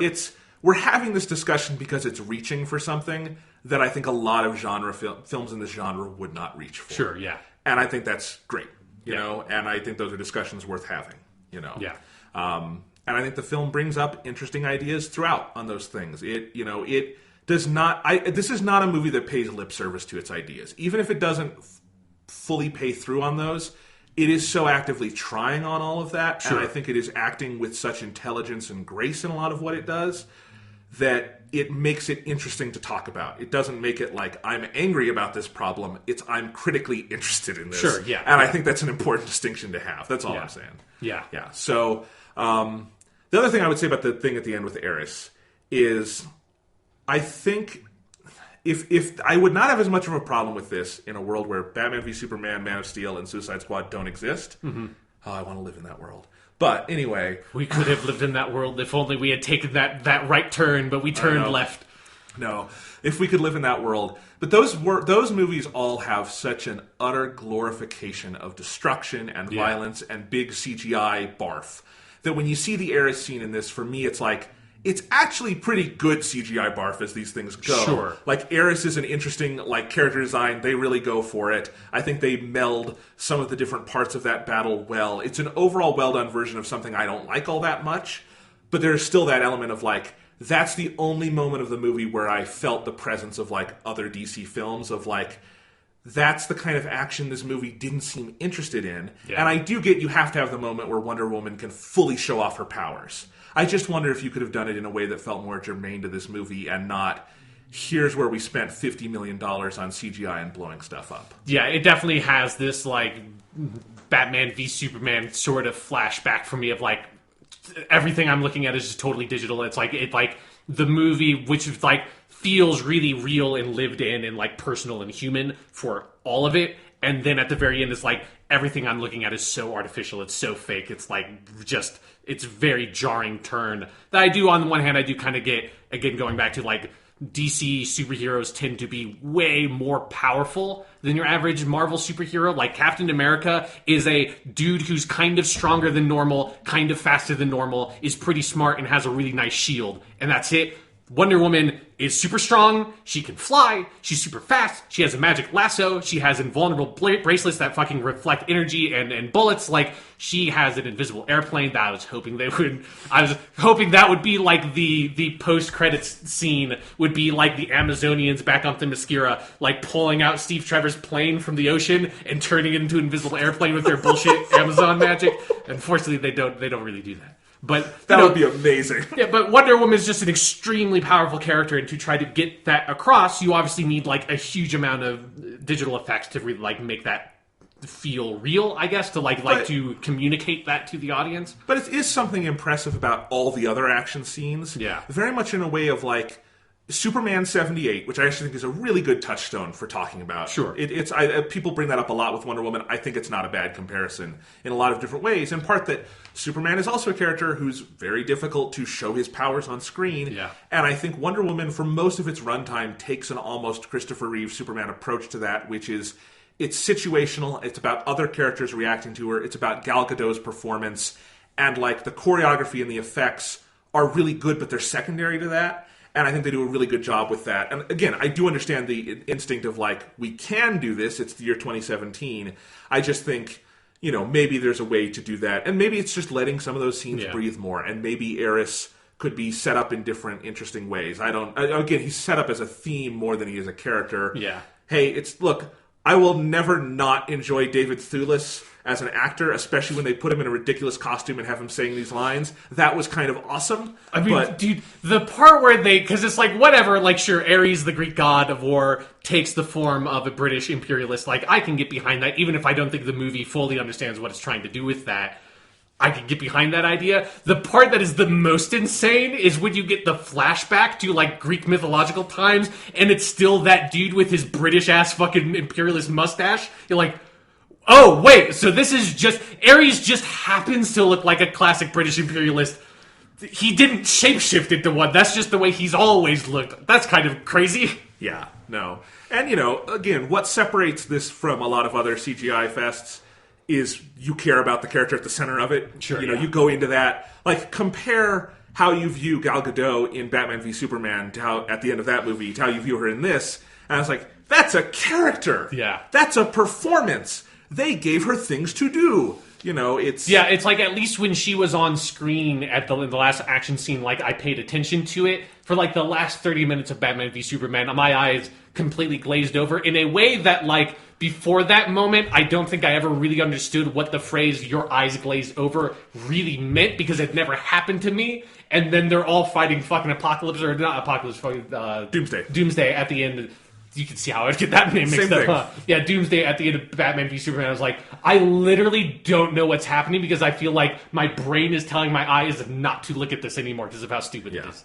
No, Patty Jenkins is a more interesting director than Zack Snyder. I would I'll agree just with go that, with that. yeah. I mean, let's talk about that for a second. Okay. It's a beautifully directed movie. Yes. It is outstandingly directed. I love the pace of this thing. I love that for the first 2 hours or so, it is leisurely in how it moves. And I mean that in the best way possible. Yeah. That scenes breathe. Characters get to emote. I love Patty Jenkins, I think, shoots these characters in a way you don't get in a lot of genre films, where so much of... Like, Gal Gadot gives, for large parts of this movie, a fairly nonverbal performance. Mm-hmm. And what allows that to work is, A, she's really, really good in this role, but also Patty Jenkins shoots her in a way where, a lot of the story is told through close-ups and reaction shots as we watch her react to the world. And I think Gal Gadot, what makes her so great in this movie is she has such an expressive face, where this is a character who kind of can't help but wear her emotions on her sleeves. Yeah. And when you watch her realize what her powers are,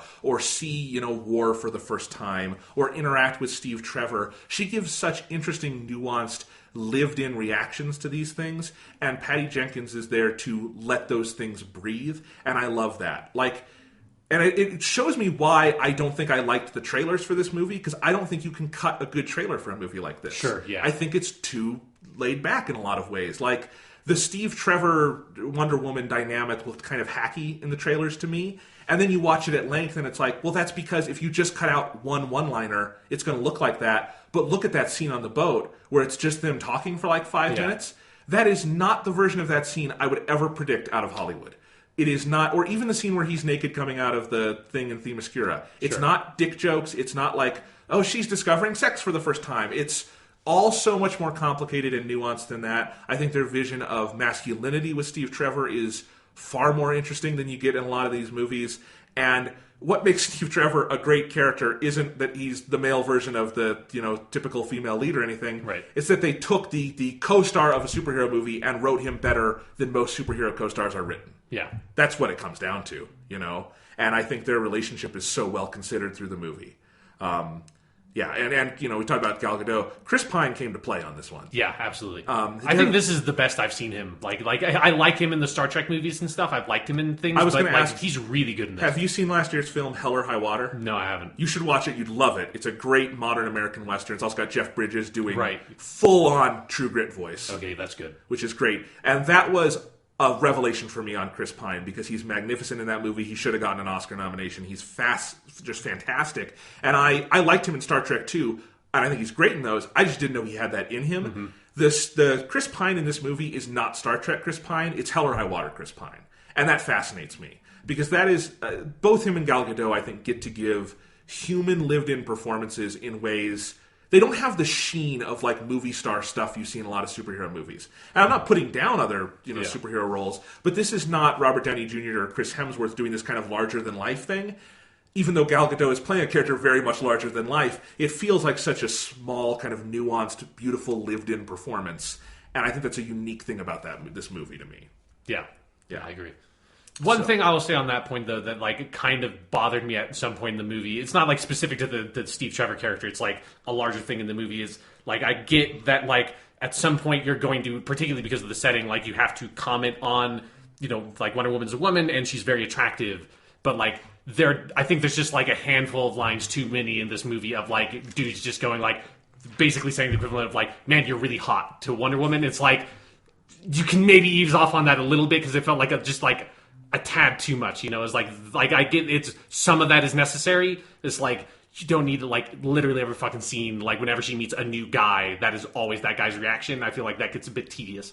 I totally understand that, but I will say beyond those initial interactions, I thought they consistently found fascinating ways for her to interact with characters. Sure. The entire team that she fights with, Steve Trevor's team. Yeah. Kind of basically the equivalents of the Howling Commandos in Captain America. Yeah. I thought all of those characters were really good. They read as characters much more deeply than I thought those kind of characters would. I remember those characters more than I do the Howling Commandos and Captain America. I think they give them more time to breathe and develop, and that there are those just nice scenes by the campfire or in that town after they rescue it where the characters are just hanging out, and you get, you have the Native American character has that great line about, his people stole the land from my people or something like that. And you have the other guy who has PTSD, and you have Steve Trevor who's dealing with his own shit. And I like that if the initial things Wonder Woman encounters with these characters is, just mild objectification, it becomes more she is seeing different sides of masculinity as the film goes along. Sure. And I like how all of that is broken down. And that Steve Trevor at no point in the movie becomes perfect on this thing either. He is pretty constantly underestimating Wonder Woman and saying, no, stay here, or something like that. And sometimes he's right, sometimes he's wrong. But I think that's also interesting that these relationships develop in ways where, the men are not perfect, but they also are not, caricatures of, frankly, how this movie would have been written 10, 20 years ago with those characters. So I just thought all the character interactions were very well considered, and the performances were so sharp. And again, the movie gives these scenes time to breathe. I think one of the scenes that just blew me away is after the battle in that town, which is a great action scene. The thing, it's an extension of that scene in the trenches. The scene with Wonder Woman and Steve in the hotel room, or not the hotel room, but the inn room, where they wind up, probably having sex that night. Yeah. That's a beautiful scene. It's a quiet scene. It's not at all how I've seen that kind of sequence done before. And I'm saying that a lot because there are a lot of scenes in this movie where, by virtue of what it is, it gets to do and executes on these very well kinds of scenes we haven't seen in these films before. Yeah. And I think that's a pleasure to watch. At the same time, I don't know if I really needed or wanted the Steve Trevor Diana relationship to become explicitly romantic. I thought that was I liked them being friends. I thought that worked better. It's part of part of it comes with like my kind of biases from my other experiences with the Wonder Woman characters. I just don't like the Wonder Woman Steve Trevor romance. I've never thought it quite worked. I've always liked them more as friends, and so it's like I think there's something about Wonder Woman that I think like pigeonholing her into like a heterosexual romance just always feels kind of off to me. And so I just feel like that scene's not really needed in this movie, and I would have preferred if it stayed platonic. I can totally understand that. I thought it was just done very well. Like it felt like a very mature adult thing that happened between the two of them, and they were, they moved through those scenes as adults negotiating space between each other. Sure. And again, that's just not something you see in these movies. Especially like there has been a trend of, romance was a big deal in superhero movies in the early 2000s. Yeah. And it's fallen off. It's just something that like every superhero movie needed one, whether they needed one or not. And sometimes it was done very well, and sometimes it was done very poorly. But I think we're in a point now where, like, if it's done, I honestly oftentimes just wish, like, just ignore it. Because your heart is so clearly not in this. Like, I love the Guardians of the Galaxy movies. James Gunn has no idea what he's doing with the Star-Lord Gamora thing. It's like one area of those movies that does not feel confident. And I at least felt like if Wonder Woman was going to go to that place, they had scenes that were written that did the legwork. Sure, yeah. Like, it definitely does not feel like it was just thrown in there haphazardly because it needed to be in there. Frankly, again, like Superman 78, where the romance is really cheesy in that movie, and it's not cheesy in this, but it's cheesy in Superman 78, but I also feel the earnestness. Oh, yeah, I mean, that's like a huge part of that movie. That's that's like half of what the movie is. Sure, and that's not nearly as much of what Wonder Woman is, but I can just see that same kind of like, I think there was an earnest belief among the people making this movie that this was important. And you can agree or disagree whether it should have been in there, but I like that they again, felt like they were coming to play with these things, not we're checking off a box on the superhero checklist. I mean, yes, it is definitely a much better done romance than most superhero movie romances. Like, they tend to be complete afterthoughts, and I'm very happy that Marvel has moved into a space where they don't have to shove that into literally every single movie they make. It is in a lot of the movies they make still, but it is not required. It doesn't. There was a time where it felt like that was like in the contract with the director. Like you have to make sure. Oh, if you want to see examples of where this has sunk movies, watch either Hulk film. Yeah, either one. It sunk both of. Well, it's one of the many things that sunk both of them. Yeah, but anyway, So what else to talk about here? The Amazonian culture in like the first third. Sure, yeah. That's an awesome opening to the movie. Yeah. Again, I just love that we see scenes play at length there. We see kind of how Diana views the world. She just feels so much like a motivated character by the time she leaves that island. And I love like just the like kind of childish giddiness Gal Gadot brings to it when she's like, she's so excited to have the shield and the sword and be going out in the world and everything. She doesn't have a shield. I'm sorry. You know what I mean. I think she does at some point. I don't remember. I think she does, yeah. Yeah, I don't remember if she gets it on the island or not. I love their commitment to doing the lasso of truth. Yeah, yes. It is needed. Well. I like the lasso of truth. I get people think it's cheesy. Fuck that. It's cool. They did it really well here. Yeah. Yeah, I mean, introducing it with the interrogation of Steve Trevor, which allows you to have Steve Trevor look at it as this weird thing, kind of as our eyes on it. Great. Yeah. Not enough bondage in the movie, though. Like, honestly. But honestly, seriously, because that's a huge part of like the DNA of Wonder Woman in her inception. That is why the lasso of truth is this thing. There should have been more bondage. If they're going to put the lasso of truth in there, maybe in the director's cut we'll get like the explicit like NC-17 style Steve Trevor Wonder Woman sex scene where you've like Steve fully comes to understand what the Amazonians expect in the bedroom. I just want to go on record saying I disagree with this, and I'm okay that they didn't do that in the movie. I was just saying, you're going to put the lasso of truth. I thought they made... I'm usually not super into the thing of like movies, kind of superhero movies, being embarrassed of their own fiction and like trying to hide it. I thought they probably made the right choice in not just calling it the lasso of truth. They gave it some like weird Greek name that's probably been used in the comics at some point. Yeah, no, it's the kind of thing where we get to call it that, and it's fun, but yes, I think the way this movie is written, you couldn't just throw that in there. Also, on that note, like, they never specifically call her Wonder Woman in the whole movie, which is, like, I'm fine with, but... I don't know where you would in this script. It's hard because it's like, I do not want the token scene where someone just goes like, man, you're wonderful, woman, you're some sort of Wonder Woman. It's just like, what the fuck are you talking about? But I also, like, I like it when comic book movies can just call their superhero character by their superhero name and not think it's, like, weird, but hopefully that's something they can just do in the sequels. Because I think this being a period piece makes it harder to pull off. Yeah. I love the whole ending of the movie. Like, whatever issues you have with the third act, I like how it kind of wraps up and they go back home. And the first scene, because it's got this brief kind of bookend thing where you have, Wonder Woman in the Louvre. And I like her, she's got this setup in the Louvre where she's got her artifacts and stuff, and that's kind of cool. And at first I thought, like, oh, we got a Wayne tie-in. I don't know if I need this. But I really liked how it came back around, and it's her remembering and her little note to Bruce about thank you for bringing him back to me and all that. That was a really nice touch, and I thought that made the, what am I talking about? The in media res kind of thing they did worth it. Sure, and again, it's very brief, and I just love how thoroughly unconnected to the other DC movies this is, because you can totally just take this movie on its own and never need any of the others, and that's great. Yes, yeah. But it also reminded me of, like, if Zack Snyder and company can actually lean into it on Justice League, I do like the idea of the friendship intimated between Wonder Woman and Bruce Wayne. Sure. And I like it more here because you actually don't see murder Batman, but maybe they can do something with that. I don't know. This movie hasn't really done anything to make me hopeful for Justice League. No. But who knows? I mean, as I was telling you before we started the podcast, that like it almost makes me more trepidatious because we've seen how the Wonder Woman as a character can be done well, and so if she's done poorly again, it's like going to be that much worse by contrast. Because, I get a lot of why people said, like, oh, Wonder Woman's the best part of Batman v Superman. She's the only person who smiles in that movie. Yeah. I get it. Gal Gadot is a very magnetic screen presence. She's the most excised from the bullshit of that film. Sure. Well, she's the one who clicks through the email attachments and watches the videos. Yeah, but that's also kind of the most... Like, even if those scenes are utterly unnecessary to the movie, the fact that they are that unnecessary to the movie means they're so removed psychologically from the movie that they're kind of, in some ways, the best part of the movie. Kind of. But what I was going to say is, my problem with how Snyder used Wonder Woman in that film is she's just there for a series of poses. Mm-hmm.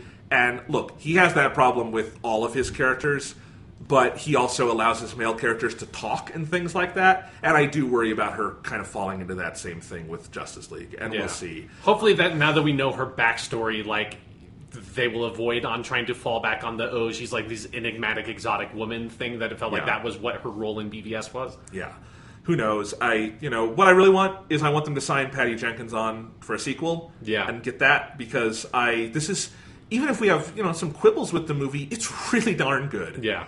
It's, I think, one of the best and most exciting superhero, events in years. And I want more of this. I want to see what they can do with this character moving forward. What I'm curious about with, like, a potential sequel, which I'm sure they're going to make a sequel with how well this movie is done, both, like, commercially and then vitally for WB, fucking critically. Like, It's the first one they've made since, like, The Dark Knight that has just been, like, everyone likes this movie. Like, what do you do with the sequel? Because it's, like, that's one of the tricky things about making it the first movie a period piece is... Do you make the second movie another, like, do you, like, set it in the 60s or something? Or do you just bring it up, like, update it all the way to modern day, like, Justice League, whatever, and just, like, it makes it hard to envision exactly, like, what kind of genre Wonder Woman 2 is going to fit into specifically, because this one gets to have the period piece stuff that gives it a certain kind of structure that sets it apart. Like, it sort of puts it in a box with Captain America, but that is a box of 2 movies of superhero period pieces. Right. So, like, I'm really curious what they would do with the sequel. I have no idea, but, I trust the people who made this specific movie. Yeah.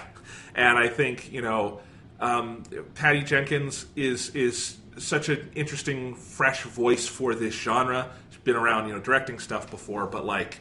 Yeah, this doesn't feel like any other superhero movie out there. And yes, it absolutely has been cool and inspiring to see this movie come out and A, be really good. Yeah. B, make the money it's making. And C, I think have the impact on people it's having. Where it's inspiring. It's really cool. I mean, there's kind of 2 things to talk about with the movie is, like, the movie just in and of itself, like, in a bucket or whatever.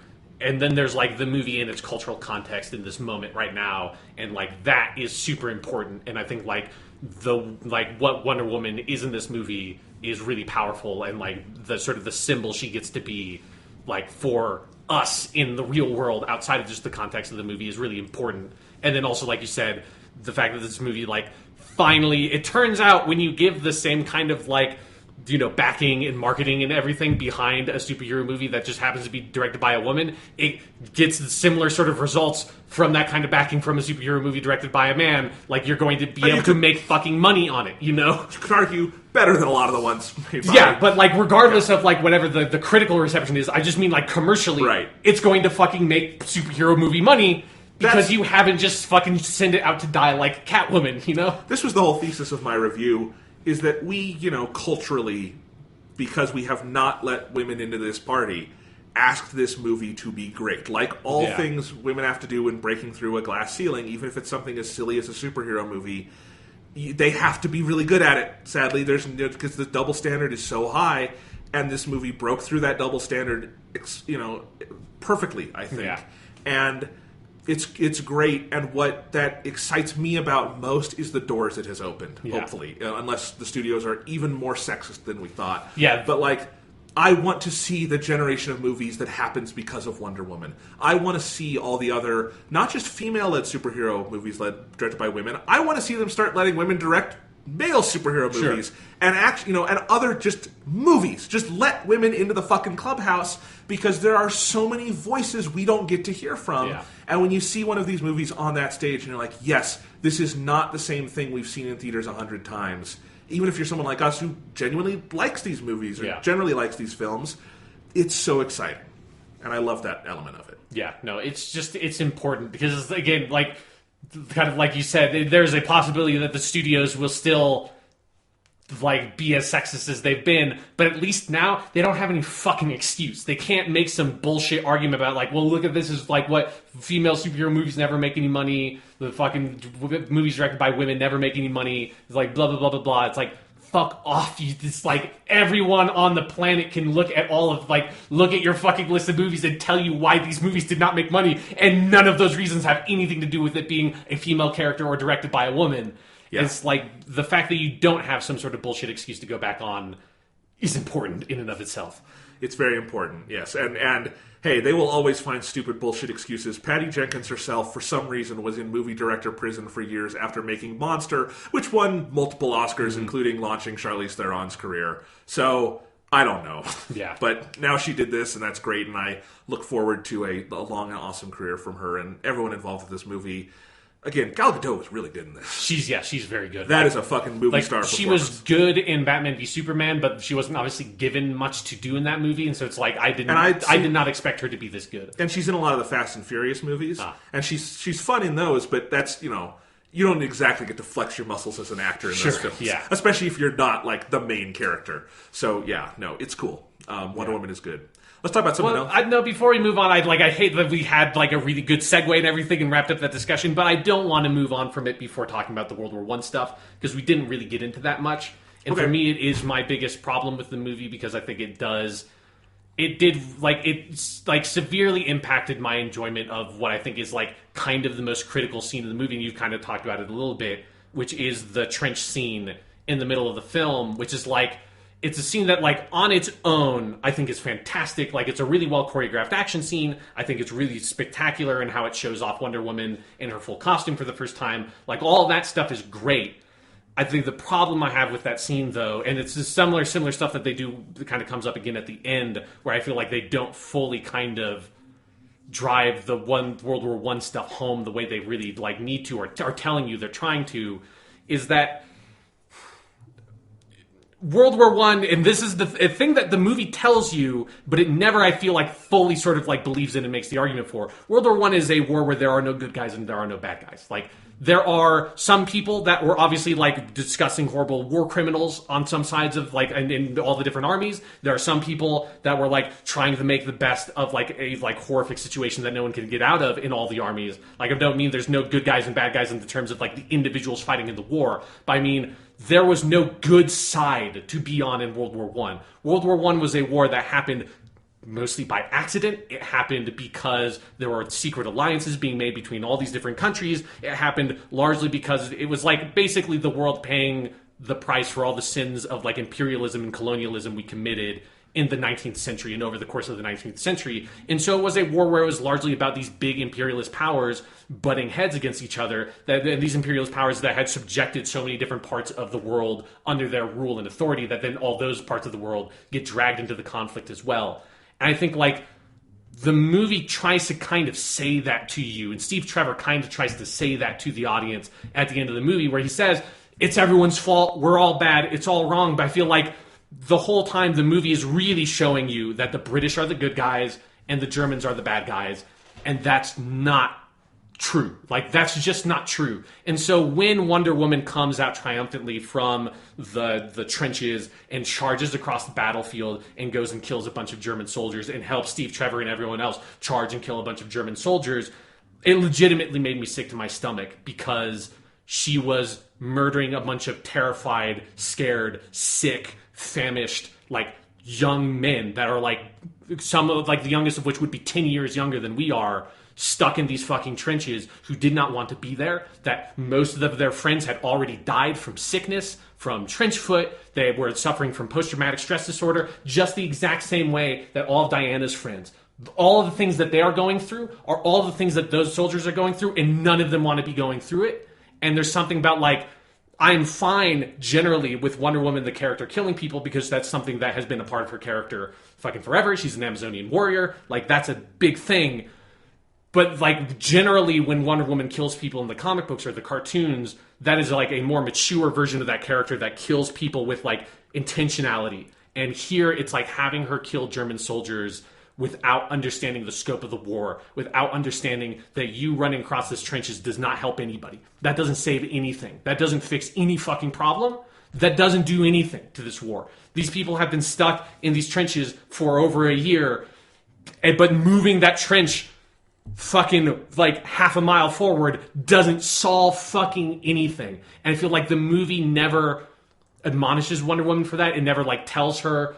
She never has, like, it's part of the problems with the climax. She never has this revelation of, like, oh shit, I've been fighting for people who are just as bad as the people I have been fighting against. Because, you know, another thing the movie never tells you is the British used fucking chemical weapons. The British committed fucking war crimes. Like, the whole movie is, like, it's all about how the Germans are developing this chemical weapon, as if the British were not doing the exact same fucking shit at the exact same time. I feel like there's a weird missed beat where, like, I think that a much, like, cleaner, better version of this movie would have had Steve Trevor have some sort of backstory where he used chemical weapons. Like, he launched a fucking chemical weapon into an area that he thought the enemy was at, but it actually attacked, like, mostly a civilian population, and most of them died because that's something that fucking happened. And that's why making him sacrifice himself at the end of the movie would have resonated more, and have Wonder Woman understand more about how there is no good side to be taken. I feel like it's something the movie wants to tell you a lot at the end. It just says those lines over and over again, but it never shows me with conviction that that's what the movie really believes in, and that's, like, the story the movie is really telling about World War I. And it, like, really hurt, like, those two moments of, like, the middle of the movie and the very end of the movie for me because of that. Yeah. I wasn't thinking of those things while watching the movie, but I can still totally understand where you're coming from on that. I think we're in an interesting cultural moment where fiction, like Western fiction, is starting to bring World War I into the same pulp space that we've had World War II for a very long time. And I think there are discussions to be had about why we have World War II in that pulp space. And I don't think it's as clean as people make it out to be. Sure, yeah. That's not me saying, like, the Germans were good guys. No, Germans were fucking evil in World War II, and it's okay to show us shooting the Germans in World War II. But it also kind of erases a lot of the human suffering of World War II, and, like, the sins of the Americans, and yes. Like, you know, there's no clean good war. Like, that's a myth. Yeah, but overall, I think we as a society can be okay if we pick one war to put into the pulp stuff. It can be World War II. Yeah, that's the easiest like modern war to fit into a good versus evil narrative. That like I will not like be disgusted by. Right.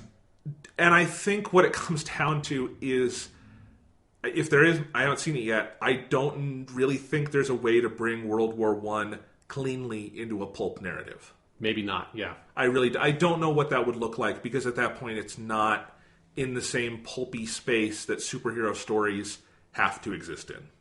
On a certain level, Yeah. superhero stories have to have good guys and bad guys. And Wonder Woman tries to do a very similar narrative kind of trick that Captain America the First Avenger does, where Captain America is not fighting the Nazis, he's fighting Hydra. And Hydra is like a little offshoot, and really what that's there for is it's so Captain America doesn't affect real-world history. It's, we never heard about Hydra because Cap beat them before, blah, blah, blah. It also lets you do Captain America the First Avenger without, like, Captain America, like, discovering a fucking concentration camp, which would have been too heavy material for that movie. Yes, and they basically try to do the same thing here, where there's an offshoot of the German army, and it's not them saying, like, this is German high command, it's this little offshoot doing this thing and blah, blah, blah. But, yes, it does not work as cleanly as it does in the Captain America scenario, because World War I, as we say, just isn't that pulpy. Like, you almost would have to, like, make up a country if you're going to do that and have them fighting that. And I think that would also be problematic in 100 different ways. Because, I think if you drill down into the text enough, I think someone can make the argument, but it's not the Germans they're fighting, it's the weird offshoot, blah, blah, blah. And I don't buy it. But yeah, that's like the movie just puts that scene where the evil German dude kills German high command just to like give itself the slightest of outs. But it's like that's fucking bullshit. And like look, they're the Germans. I think it's interesting to try to do the World War I thing. I think I admire the kind of the thematic line that is drawn between what Wonder Woman is learning and why you use World War I. But I also think, like, man, the themes that come from, like, all the things you're listing off that you kind of have to consider in that setting, I just cannot imagine a version of any superhero movie that could adequately deal with that. Yeah, because it's something where they do, like... Because I think they do have a good idea and, like, identify a strong thematic resonance and have an argument for how Wonder Woman could fit into World War I with the themes they're telling. But it's just, like, again, they're just not... Like, this would have to be, R-rated. Not even, like, R-rated for violence. It would have to be R-rated for just, like, themes at some point of, like... It would be such a heavy movie. It would have such a gloomy fucking ending. Because it's like, there's no... Like, you can have an ending to a World War I narrative where you still have, like, faith and optimism in humanity. It's not like that is, like, automatically out the window. But it's like, it's a much harder sort of place to land in. Let's say it this way. There's a reason why Ernest Hemingway never wrote a book with a happy ending. Exactly. I mean, there's a reason why, like, there's a whole generation of, like, what modernist literature was, which is just sad, dark, depressing, like, extremely experimental, like, extremely averse to anything traditional. And it's, like... And it's one of my favorite areas of fiction from my times at college, so it's, like, it's the reason why I care about it so much. And it's why, like, it, like, really did, like... Because I get, like... Man, 99% of people, particularly 99% of Americans, don't know fucking anything about World War I, and I get that. And so for most people, it's not going to be a problem at all. Like, I saw plenty of comments online when I was looking up reviews and stuff of Wonder Woman after I saw it, of people basically saying, like, oh yeah, that was a kick-ass action scene where Wonder Woman took out a bunch of Germans. I'm like, you're talking about the Germans like they're Nazis here? The Germans, World War I, not fucking Nazis! In fact... Totally different thing. In fact, if you want to get into the, bigger cultural... historical context, you could say the rest of the world had a pretty big role in allowing Hitler to rise to power by what we did to Germany after World War I, and forcing them into a recession from which the only thing that could rise was nationalism. Yeah. So yeah, it's just something where I think I kind of commend them for sort of going for it, and again I think identifying something that is there. There's a story to be told, but at the same time. My ultimate conclusion is, like, they should not have gone with World War I. Like, they should have just done World War II. Because it's like, if you're not going to do it justice, like, just don't do it.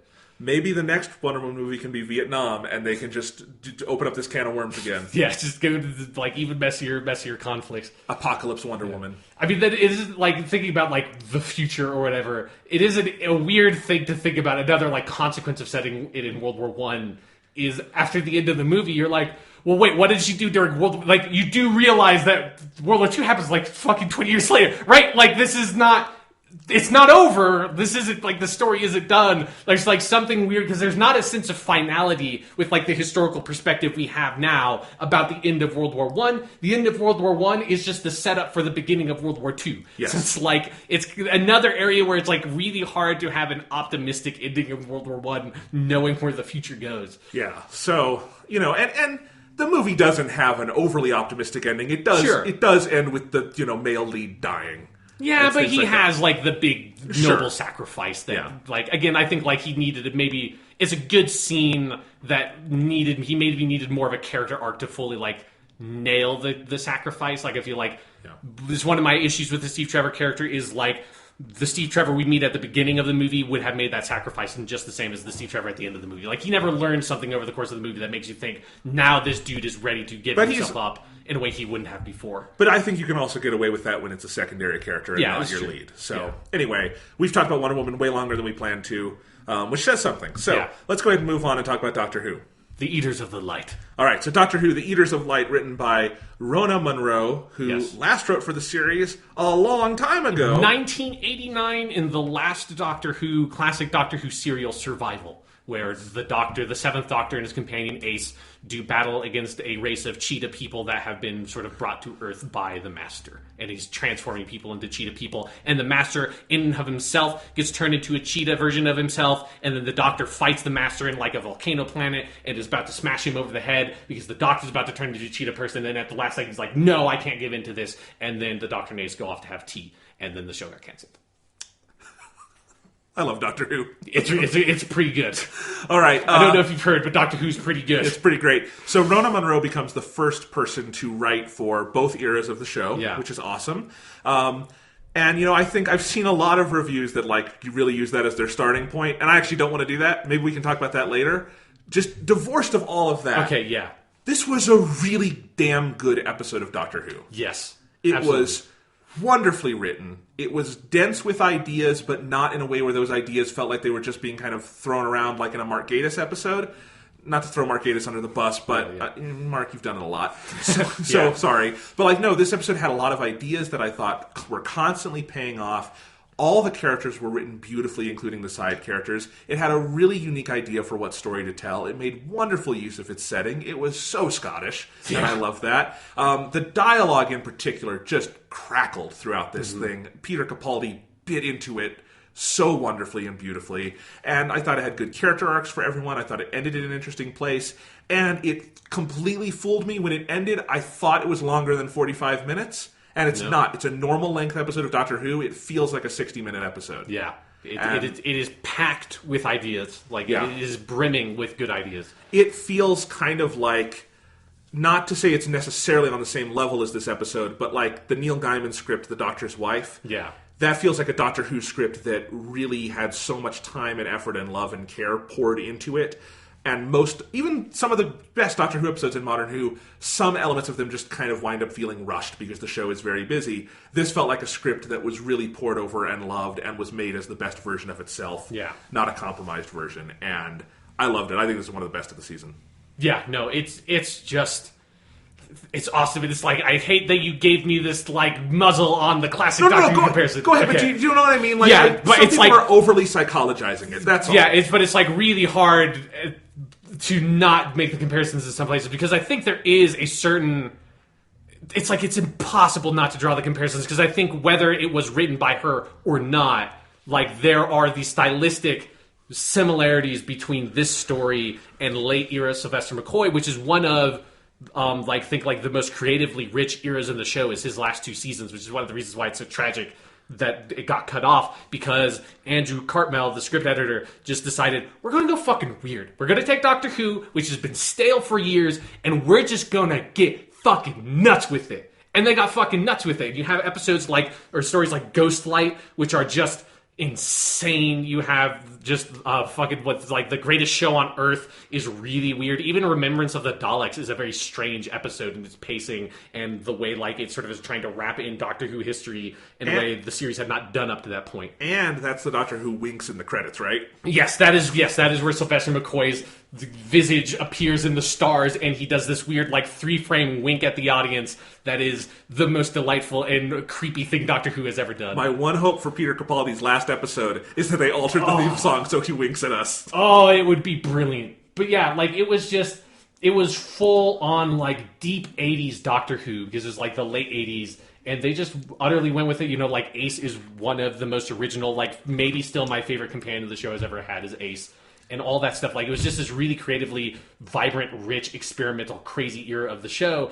And this so feels like that. Just like all the weird shit with like the crows talking is so, and like the doctor like saying it's like, oh yeah, no, crows have always been able to talk, is like, there's so many just total fucking Sylvester McCoy lines. Like the way that the doctor is like weirdly dark and like kind of curt with people and very manipulative. Like the way that he manipulates. He's so mean in this episode. Yeah, it's like the way he manipulates like the young Gaelic girl, and like it's very mean at first, and then he kind of like turns it on her, and it's like you can tell him kind of working her so that he can get her on his side. Like, it's so good. It feels like it comes from that sort of era. And just like all the like the fucking like weird portal where like time moves slow, where all the light eaters come from in the Seventh Legion. Like, there's so much stuff where the episode really does. I think we said that of this kind of about a couple of episodes this season, where it just feels like they found a way to take like a 4-episode long classic Doctor Who serial. Although I think Survival was actually 3 episodes, and some of the Seventh Doctor ones were 3 episodes.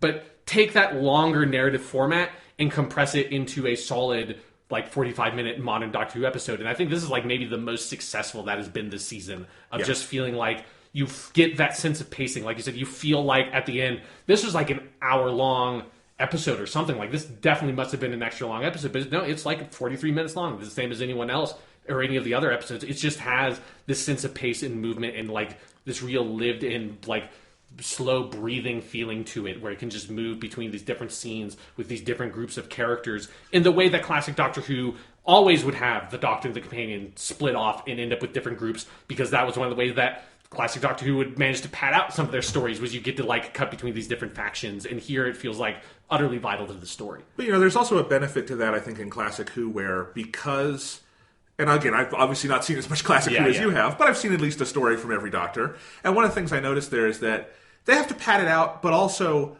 when they have the big guests, characters on classic Who, they tend, I think, to be better written than guest characters on modern Who. And I think that is, mostly a function of time. Yeah. Modern Who does not usually, outside of like 2-parters, does not usually have the time to really do a great job developing their side cast. But that is something that classic Who lived and died on that in a lot of weeks, and you have to have, you remember a lot of things about the Fifth Doctor's last episode, Caves of Androzani. Yeah. You definitely remember the dude in the mask. Yeah, the villain. He's so good. Like, you remember those things. And with Eaters of Light, I remember how they used the Doctor and Bill and Nardole did all that great. I also remember the Scottish girl. Yeah. And I remember the way they deal with, like, the sexuality of the Romans, and that all these characters are young, and how that is thematized. Like, it feels like this great marriage of like the depth of classic Who and kind of the pace and wittiness of modern Who. It is a really good kind of marriage made in heaven of those things, I love it. And the only reason I didn't want to psychologize all that too much is that, I already saw a bunch of reviews where that's like all they wrote about. I'm like, well, what did you specifically like about the episode? So that's all I wanted to say. But no, you're absolutely right. It is a good comparison to make. And one of the things I would say is that, the last 2 episodes before this were the 2 weakest of the season. Yeah. They weren't bad, but they had a lot of problems. And maybe my biggest issue with both of those episodes is I thought they sanded down the Doctor too much. Mm-hmm. Like, I could see Matt Smith or David Tennant playing a lot of the scenes in the last 2 episodes in a way more effectively than Peter Capaldi did. Not because of any problem on Capaldi's part, but because those didn't feel like 12th Doctor scenes. Yeah. You know what I mean? Mm-hmm. He was not too nice, but just kind of too low-key in a lot of ways. Too, like, generic Doctor. Yes. Yeah. And Capaldi is too good to be generic, Yeah. And that is one of the great things about this era, is very rarely have they slipped up on writing him. And I thought Rona Munro brought that back with ferocity here. Where she desanded those edges. And he was prickly and brilliant, but also with a purpose. Where he's an absolute dick to that Scottish girl. But by the end, you see why, and she is inspired by that in a really interesting way, and that relationship is really interesting. Yeah, it definitely pulls, like, the prickly, like, First Doctor, Sixth Doctor, Seventh Doctor, like, the just, like, weird, like, man, you're a fucking dick, but you're a dick with a purpose. Like, you have a reason why you're doing this. And it's also was, like, reminding me a little bit more of, like, Series 8, 12th Doctor, where, like, he definitely was a little bit more hard-edged, and I like liked bringing that back up because you don't see it all the time anymore. And I think the first half of the season did a lot of that in different places. Yeah. And so that's honestly the biggest thing that made the last 2 episodes of this season feel out of place is they felt like they were out of a different season in terms of how they were characterizing the Doctor and Bill and everyone. And here it's like, yeah, we're right back on track. Like, I have no worries going into the finale after this. Yeah. Also, just because those last scenes with Missy on the TARDIS were outstanding. Yes, and yeah. whoever wrote those are probably Moffat scenes, just knowing how these things are done, but they're still very well done. Yeah, so, and Peter Capaldi, you could just tell he was having a ball with some of this dialogue. He's outstanding in this episode. Scott, he's just... It's just like because I think it was because the last 2 episodes have been kind of lackluster. Then even like, whenever he's there, he's fucking awesome. But it was like we were kind of away from like peak fucking badass Peter Capaldi Doctor for 2 weeks, and then coming back to it is like, man, he's just so good. He's so good. I love the resolution to his arc in this one because it's it doesn't specifically reference Heaven Sent. It doesn't specifically reference what he's got. Well, it kind of does. That he's got the vault back home and all these things. But you can feel the Doctor just wanting to wallow in his emotional, brokenness. Yeah. And just go in and, punch a glass wall a million times again. Right? Yeah. Like, you can kind of feel that there. And I think, this writer clearly understood where the 12th Doctor's head is at this moment in the series.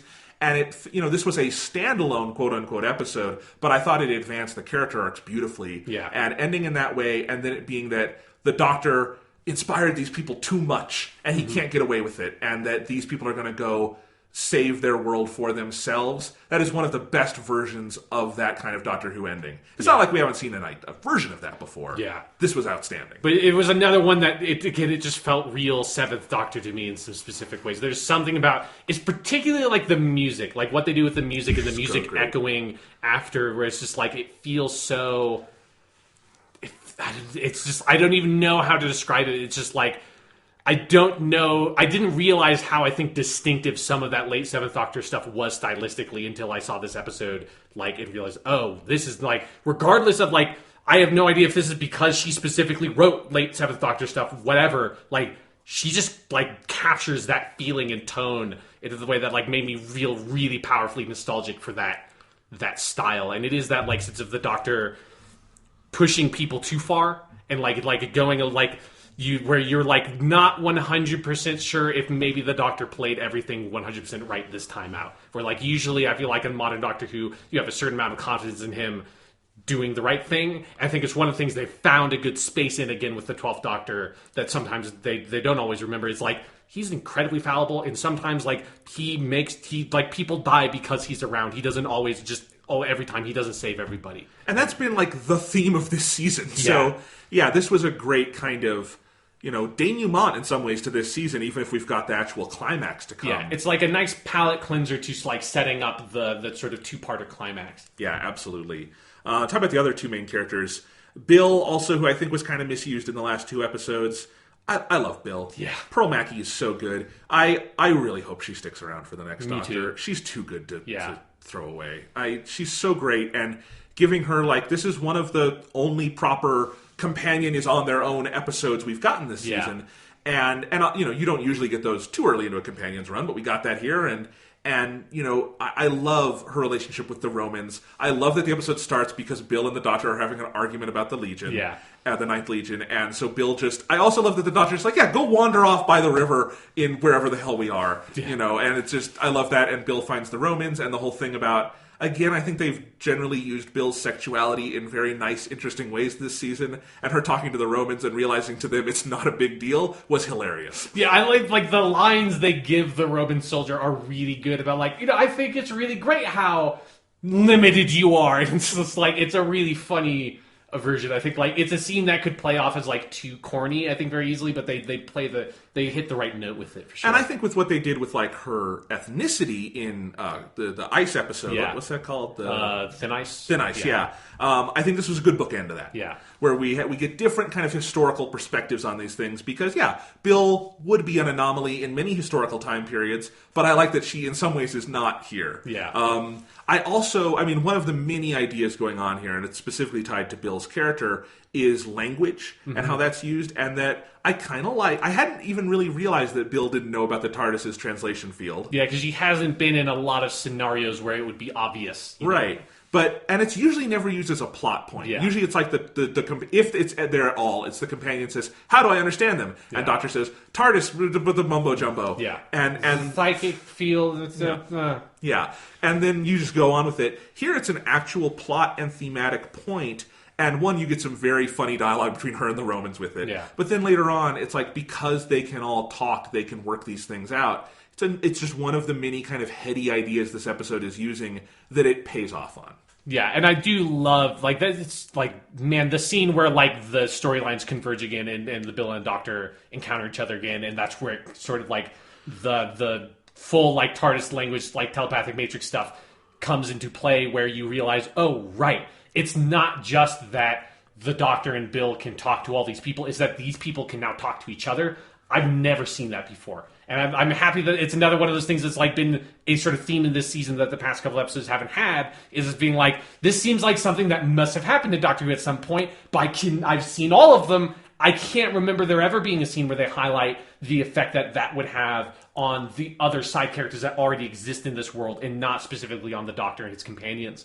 And that's just such a good, rich idea that seems like insane that it's never been done before. But I can't think of it. If it has been done, I can't think of what episode it would have been. Yeah, so it's very cool. Nardole, he's so funny in this. So funny. The fucking scene where the Doctor comes back out and Nardole has like totally acclimated himself and has the tattoos and everything is so good. It's so good. And you know, all I've wanted from Nardole all season is an episode where he has a solid adventure by the side of the Doctor. Mm-hmm. And we mostly haven't gotten that because Bill has, for good reason, been the primary companion. Yeah. But I wanted that kind of, I felt like Empress of Mars should have done that. But here we actually get it, where for the majority of the episode, it's the Doctor with Nardole as his sidekick, not specifically Bill, and they just have such a wonderful chemistry. Yeah. You know, I don't need a full season of it, but, you know, we had those two specials, and then a nice episode here. It's good.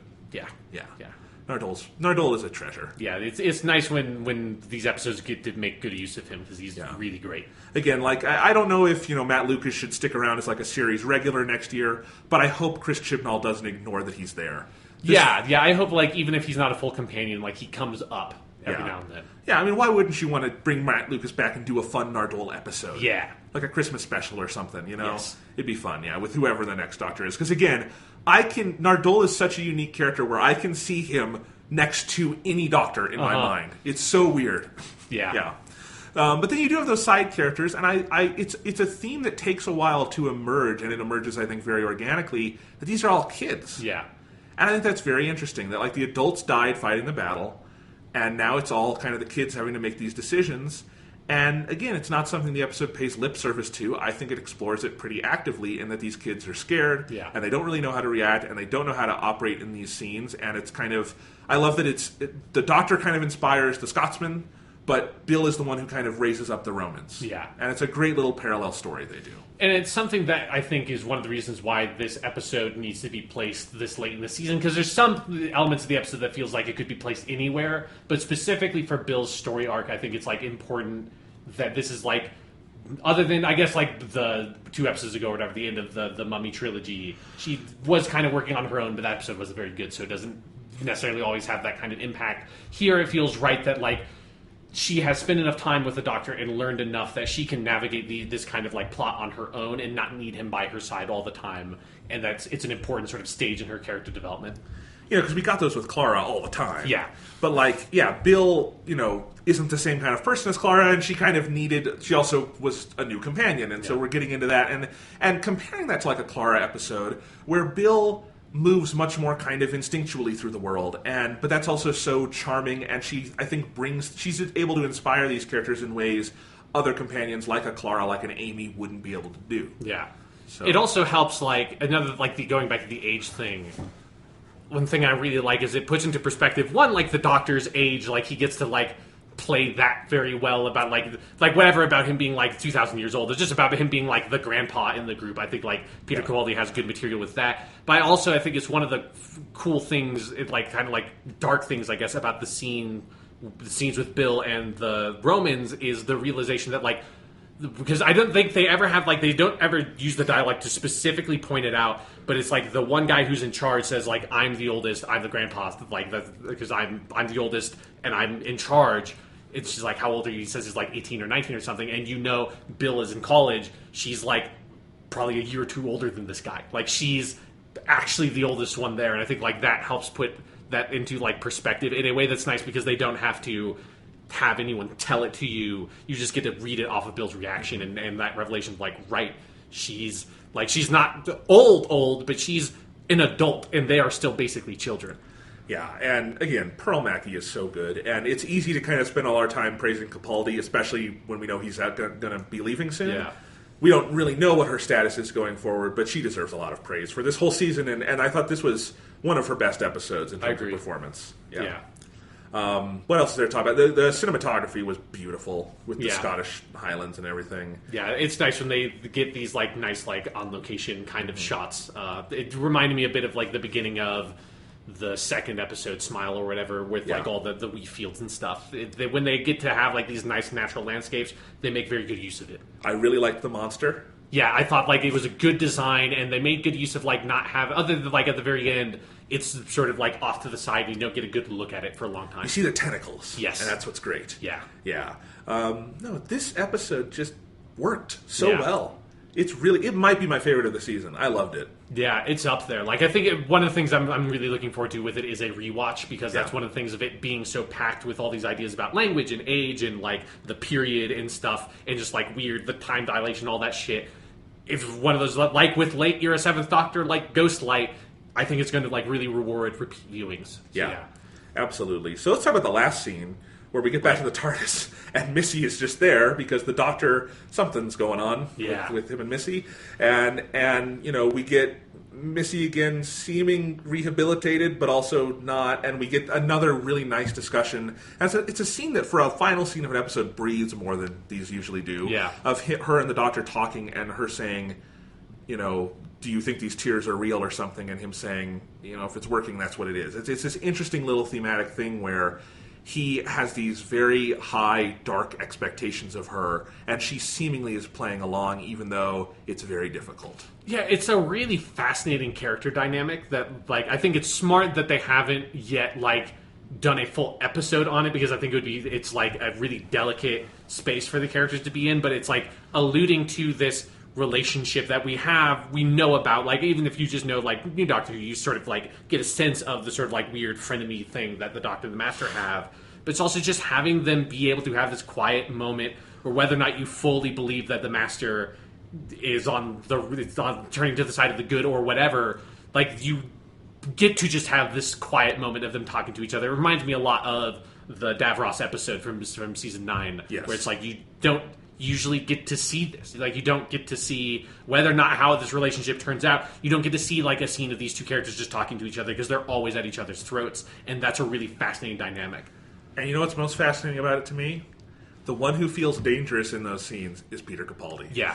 Michelle Gomez, I think you can read, she's phenomenal in these scenes. She has been better than ever this season, and what a ride that character has taken. But, like, she's great. But what's so fascinating to me in those scenes is I'm not sure what she's up to, but I'm really not sure what he's up to. Yeah. And he seems like, when it's just him and Missy, and like they're below the TARDIS, like below decks on the TARDIS talking, he seems like coiled and ready to strike in a weird way.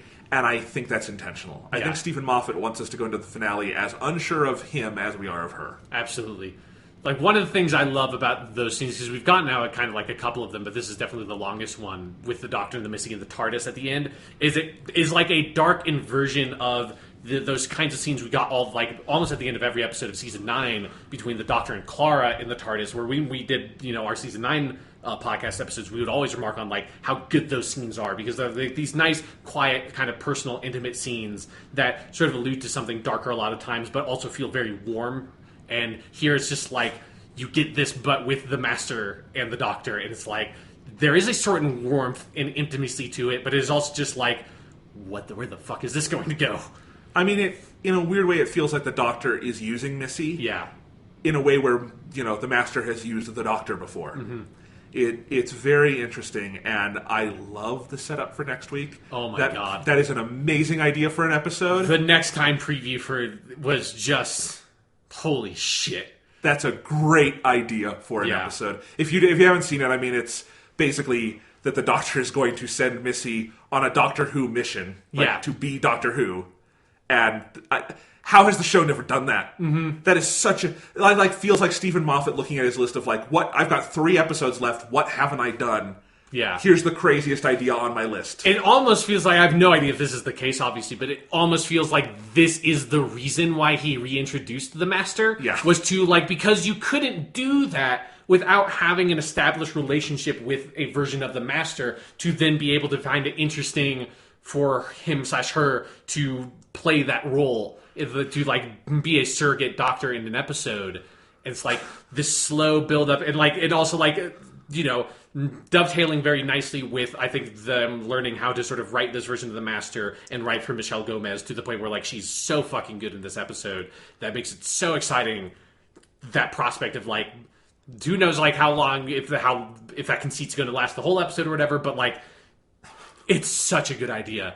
But even that, for me personally, is not the most exciting thing about the Next Time preview. Yeah, I know what you're saying. The Next Time preview, and this is something that has been was hinted at in the big season-long Next Time preview in the first episode, but I didn't want to comment on there because I didn't know if they're really going to lean into it, because it's just a shot or two. There is a full-on shot in this Next Time preview of a fucking computer screen with the motherfucking word Mondas on it. Peter Capaldi says the words Mondasian Cybermen, and we see some motherfucking Mondasian Cybermen as if they stepped out of, off the set of 10th Planet, walked into a cryogenic chamber, and got reawoken 50 fucking years later to be on a new episode of Doctor Who. And holy shit, that is such a good idea. Yep. For people who do not know, Mondasian Cybermen are the original Cybermen from the 10th Planet, which is the last First Doctor serial where they were originally introduced. And that version, that's the only time that specific version of the Cybermen have ever been used. That background of them being from the planet Mondas, which is an ancient twin planet for Earth that got spun out really far away from the sun, and so the planet. I hope we get all of that. The planet froze over, and in the process of that, the humans on that, the Mondasian humans, had to cybernetically sort of replace parts of themselves over time to survive in this new hostile world, and then slowly the orbit of Mondas brings it back around towards Earth, and by that point they are all Cybermen now, and they wanted to sort of take over Earth and have it be their new planet because they don't want to go all the way out and go on the whole cycle, because it's probably be kind of a bummer if your planetary orbit brought you fucking that far away from the sun that your planet freezes all the way over. So that's kind of the plot of 10th Planet and the background of the Cybermen. And it's a great background. The 10th Planet's a fantastic story. It also got, relatively recently, just a couple of years ago, it got the missing episodes were animated reconstructed. So you can find DVDs of that, and they're very good reconstructions. It's a great story. But also, it is personally, I don't think it's the best Cybermen story. I think that's either Tomb of the Cybermen or The Invasion in the second Doctor era. But those are the most interesting versions of the Cybermen because they are so weird. They are, the effects are really bad, but they are bad in such a way that, I think navigates a much more interesting space for the Cybermen of being more organic than they are cyber, where they're not just robots. And the Cybermen turned very quickly into being just robots, and that's fucking boring. Having them be these weird, kind of fleshy, organic, because they don't have big tin suits on. They have just basically pantyhose or something, white pantyhose over their head with eye holes cut out that have black things put over them. So you can see the flesh and muscles moving underneath the costume. And that added a really powerful element, along with a lot of other things that I'm sure we'll talk about more in depth in next week's episode, seeing on how they live up to the potential of Mondasian Cybermen. But all of that makes me really excited to see what they do with it, because I think it is, and I've felt this for so long, and Peter Capaldi has said for so long in interviews that this is the number. It was his stock answer for, if there's one monster I want to bring back from classic Doctor Who, it would be the Mondasian Cybermen. He's been saying that since before he actually was in an episode, because that's a fucking question that if you've ever seen an interview with him, every interviewer asks him, because obviously he watched Doctor Who when he was a kid. And the idea of them bringing that back, potentially rehabilitating the modern Cybermen into something that's much more interesting by going back to its roots, that's such an exciting idea to me. So it feels very fitting for a season that has cut real deep on classic Who stuff, up to and including having a classic Who writer come back. Yes. I'm so excited. It's such a great idea on both bringing back the Mondasian Cybermen and having Missy play the Doctor in an episode. And we're going to see John Sim again? Yes, right. That was also in that... That was what a fucking action-packed teaser that fucking next time thing was. The other night, I was kind of bored and I was surfing YouTube and watching Doctor Who clips, as you do. Yeah. And I watched... I've definitely been there. I was watching John Sim's last scene from David Tennant's last episode. Phenomenal scene. Yeah. That's a great episode. It's weird because, what's that serial called? The End of Time. Yeah, End of Time. End of Time Part 1 is horrible. Yeah. End of Time Part 2 is great. Yes. And the last scene where you have Timothy Dalton as Rassilon there, and you have John Sim, and you have the Doctor cut up and with the gun pointed between them and all that, and he's trying to figure out what to do, is a phenomenal scene. And there's this whole interplay where David Tennant says, "Get out of my way," and the Master moves and he shoots the link thing, and then the Doctor is about to die at the hands of Rassilon, and the Master says, "Get out of my way," and then he sends Rassilon into the void, and that's where he disappears. John Sim had a very up and down run as the Master. Yes. But when he was allowed to be good, he was really good. And that's one of those scenes where, watch that scene. He is so good in that scene. Frankly, watch all of The End of Time. He's great in that. Or End of Time Part 2. He's great in that one. And I'm excited to see what he can do in a time when Doctor Who is treating the Master well. Yes. So, yeah. And, I mean, there's also the speculation game to play. Is Missy on the up and up? Who knows? What do they do with the Master? Because, it's another one of those interesting things. It seems like it should have happened at some point. There has never been a Master crossover. But partially, or mostly probably because there have only really been 3, other than, modern Doctor Who, there's only really been 3 actors to play the Master. It's, Roger Delgado, who passed away tragically in a car accident. Then Jeffrey Beavers took over the role, for a short time. And there was Anthony Ainley was the Master for, 5th, 6th, 7th Doctor era. So it's they've never done that crossover before, so I have no idea what... There's no, framework to tell you what is that relationship between 2 different incarnations of the Master. Are Missy and John Sim Master going to be combative? Are they working together? Who knows? Because I would not have said this going into this season when we kind of knew this was coming, but my prediction at this point is that I think Missy is kind of on the up and up here, and it could be whatever John Sim's machinations are that are the real threat. Yeah. Because I doubt he is. You don't want John Sim playing the Master and have him be a nice guy. Yeah. No reason for that. Yeah, I'm excited. Yes. I'm also excited that John Sim's Master gets to have a beard. And it feels like it was something that was always missing. Maybe the key element that was missing. That if he had just had the beard, everyone else would have fallen in line and known what to do with him. Yeah. I am so excited. I'm really excited. It's the most excited I've been for a finale since, I guess, season 9 of Doctor Who. But most Doctor Who season finales in modern Doctor Who, I'm not excited for at all because it always seems like this is probably going to fall flat on its face.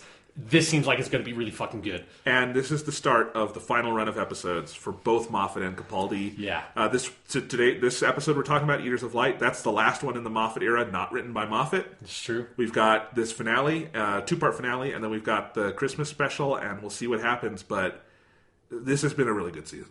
Yeah, definitely. It's been a really good season for a really good run of episodes, for a really good pair of 3 seasons, I guess, for Peter Capaldi and for Stephen Moffat. Moffat and Capaldi going out on top over that cliff together. Love it. All right. That's Doctor Who. Yes. So good. Twin Peaks. So good. So fucking good. All right. Twin Peaks, The Return, Part 7. Spoilers from here on out. How could you possibly talk about it without talking in spoilers? But even if you talk about it in spoilers, do the spoilers make any sense without the context? Maybe not, but here's the thing. This is an episode where they kind of would more. Sure. Because this was an unusually plot-heavy episode of Twin Peaks. Yeah, we take a small step away in this episode from the Doogie stuff. It comes in at the end, but for most of the episode, we are away from Dougie, we are away from Cooper, and we are just off in... We're away from one version of Cooper. That is a good point, yes. We are spending a lot of time with Evil Cooper. We're spending a lot of time with the FBI, with Gordon Cole. We are spending a lot of time... We get to touch up on the corpse of Bobby's dad from the corporal, or the colonel from the original Twin Peaks. Major Briggs. Major Briggs, thank you, that's what his name is. And so we get to touch up on that and kind of clarify that is what they're doing, I guess, that is his corpse. Maybe. Who There's knows? also like a homeless dude that really ominously walks in from the background of that shot that never comes up again. That felt like that. Another thing that felt like it was just like, what the fuck? But It's like it was one of the many moments of Twin Peaks that returned that felt like, is this just like an unused shot from Mulholland Drive? Like, what the fuck is this? Amazing. But no, I mean, one of the most notable things actually is that this episode is pretty heavily set in Twin Peaks. Yeah. And it actually doesn't cut away from Twin Peaks for 15 minutes. Yeah. At the beginning, which is kind of fascinating because, again, most of this show called Twin Peaks has not happened in Twin Peaks. Yes. Which is wonderful. We'll talk about all the story stuff in a second. It's easy to forget. What's the first scene of this episode, Sean? I can't think off the top of my head what it was. Bearded Jerry Horn in the woods. Yes. He calls Ben, and so we get more Richard Bamer, who, as a lot of people pointed out, looks like David Letterman without the beard, which is very true. And he says, someone stole my car. And Richard Bamer says, what? He says, didn't I tell you? I think I'm high. I don't know where I am. And it's a complete non sequitur. We do get more Ben Horn later in the episode, though the scene is not at all connected to the Jerry thing. And it's just, I love Jerry Horn, David Patrick Kelly, in that scene with the fucking beard. And he just says, I don't know where I am. They have made very good use of Jerry so far. He's only had 3 scenes. He's only had 3 scenes. They've been 3 killer fucking scenes, though. Oh, absolutely. So that was a great little, like, total non sequitur to start the episode. Yeah. And it kind of ended with something of a non sequitur, too, but we'll get to that. So that was great. And then we're back to, and frankly, they addressed this way sooner than I thought they would. Hawk and Sheriff Truman, other Sheriff Truman, are sitting at the table with the letter he found last week. And it's from Laura Palmer, and it's harkening back not just to Fire Walk with Me, but to the deleted scenes of Fire Walk with Me, because of course Lynch is doing that. And this actually is in the finished movie proper, is the scene where Laura Palmer has the vision from Annie Blackburn, like when she's lying in bed and all that. And she does in the movie proper, she writes that down in her diary, and Leland steals those pages. And now we get the other side of that, where apparently Leland put those pages in the bathroom in the Twin Peaks Sheriff's Office. And so now we're reading about this, and so now Hawk and Sheriff Truman have this piece of information that Laura Palmer had some kind of vision that Coop did not come out of the Black Lodge. And it's in an episode where everyone searching for Coop starts to figure out what's going on. Yeah. They're never going to really figure out all of it because it's a crazy story, but they start to at least figure out that Coop we're hearing about isn't the same Coop. Yeah. And it's one of the things that is, like, maybe the strangest and most amazing thing about this Twin Peaks reboot is how, like, there's one side of it that is, like, such a straightforward, literal continuation of the plot of Twin Peaks and Fire Walk with Me in a way I would have never thought that David Lynch would ever be interested in exploring, because it felt like so much of that happened because the show fucking blew off the rails in season 2, and he desperately kind of cobbled it together at the end of in the season 2 finale, which is insane, and Fire Walk with Me, which is insane. And so you thought, like, well, of course that's just going to get swept under the rug. And there's no way he's going to bring up the ring. There's no way he's going to bring up the fucking diary. There's no way he's going to bring up the fucking bank explosion. There's no way he's going to bring up any of this shit, because there's no way you can make a fucking story.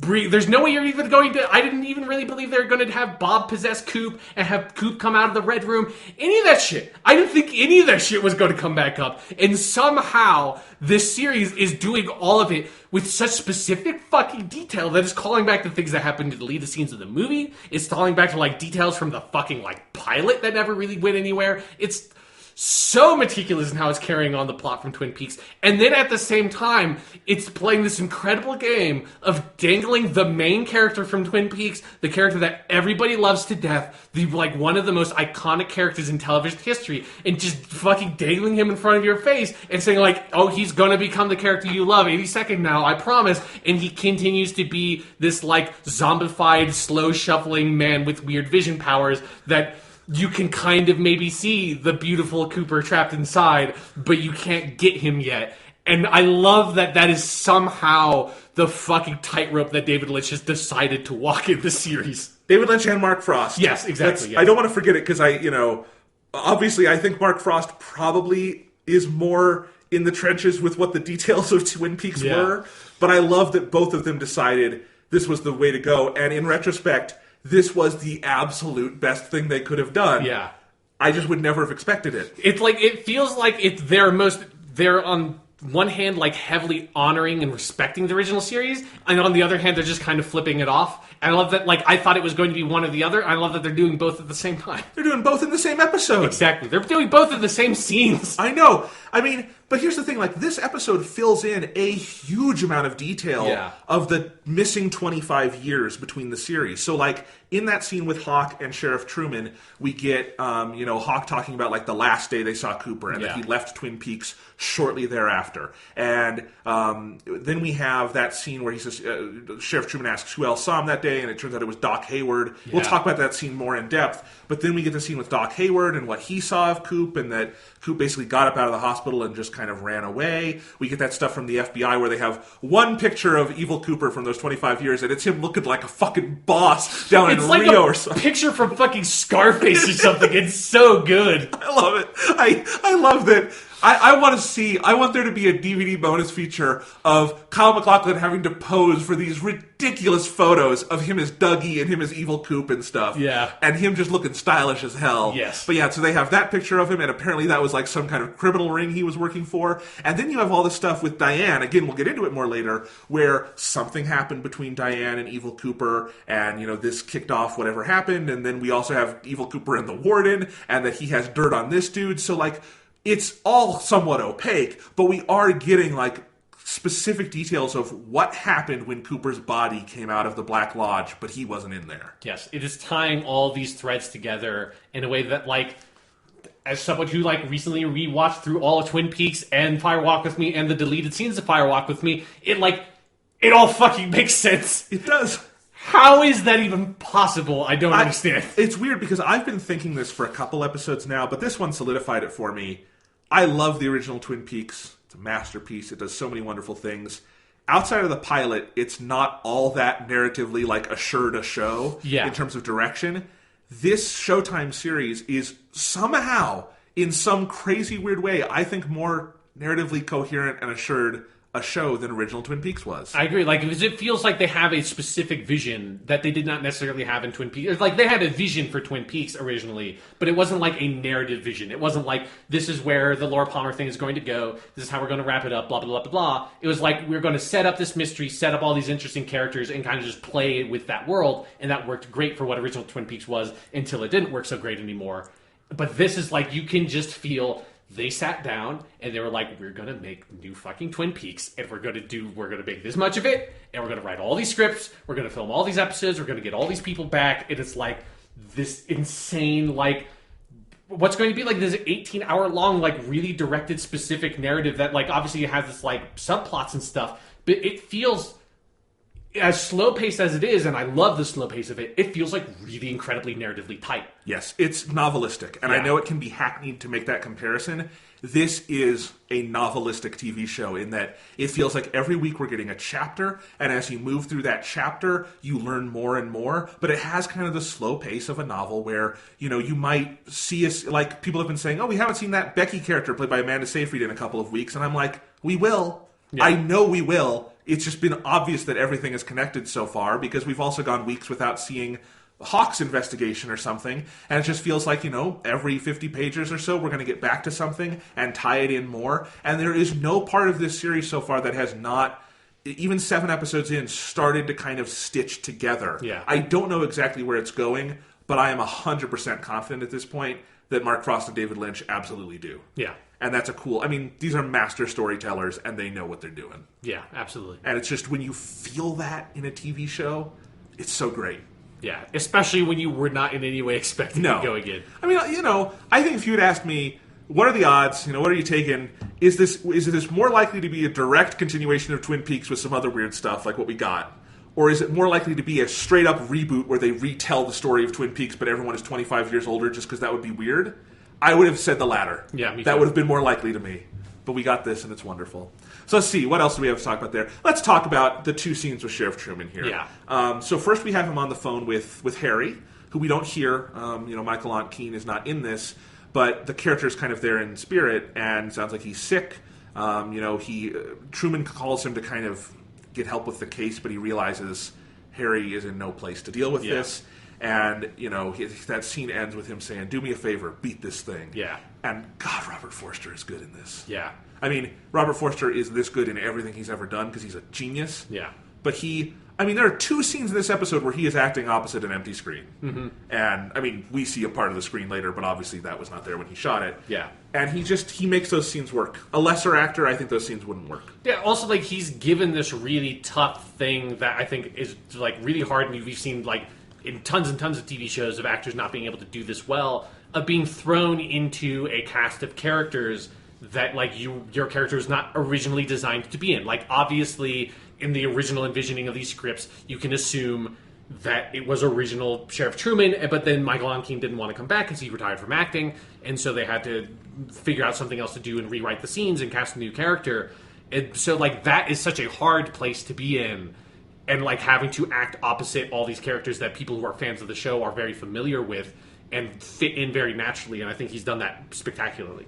Absolutely. And he plays that scene so beautifully with Harry, and you feel it. You feel like a brother dealing with the death of his other brother or the impending death. Yeah. And I feel like we're probably going to have that written into the narrative at some point. Probably, yeah. And it's great. And I love that Robert Forster is at a phase in his career where he just pops up on TV shows doing his thing. Like he did that on Breaking Bad near the end of that show. I love Robert Forster. If you haven't seen Jackie Brown, just go watch Jackie Brown. Yeah. And then the other scene is he gets on Skype with Doc Hayward. Yes. And he has a rising monitor screen in his desk with wood around it. It is the most amazing thing, because it's something that we talked a lot about the first 2 episodes, was there's a lot of weird technology stuff, and that feels like it's kind of come up in bits and pieces here and there, but it's mostly receded to the background, and then it comes slaps you in the face. It's just this big fucking screen that comes out of his nice wooden desk, and he just has.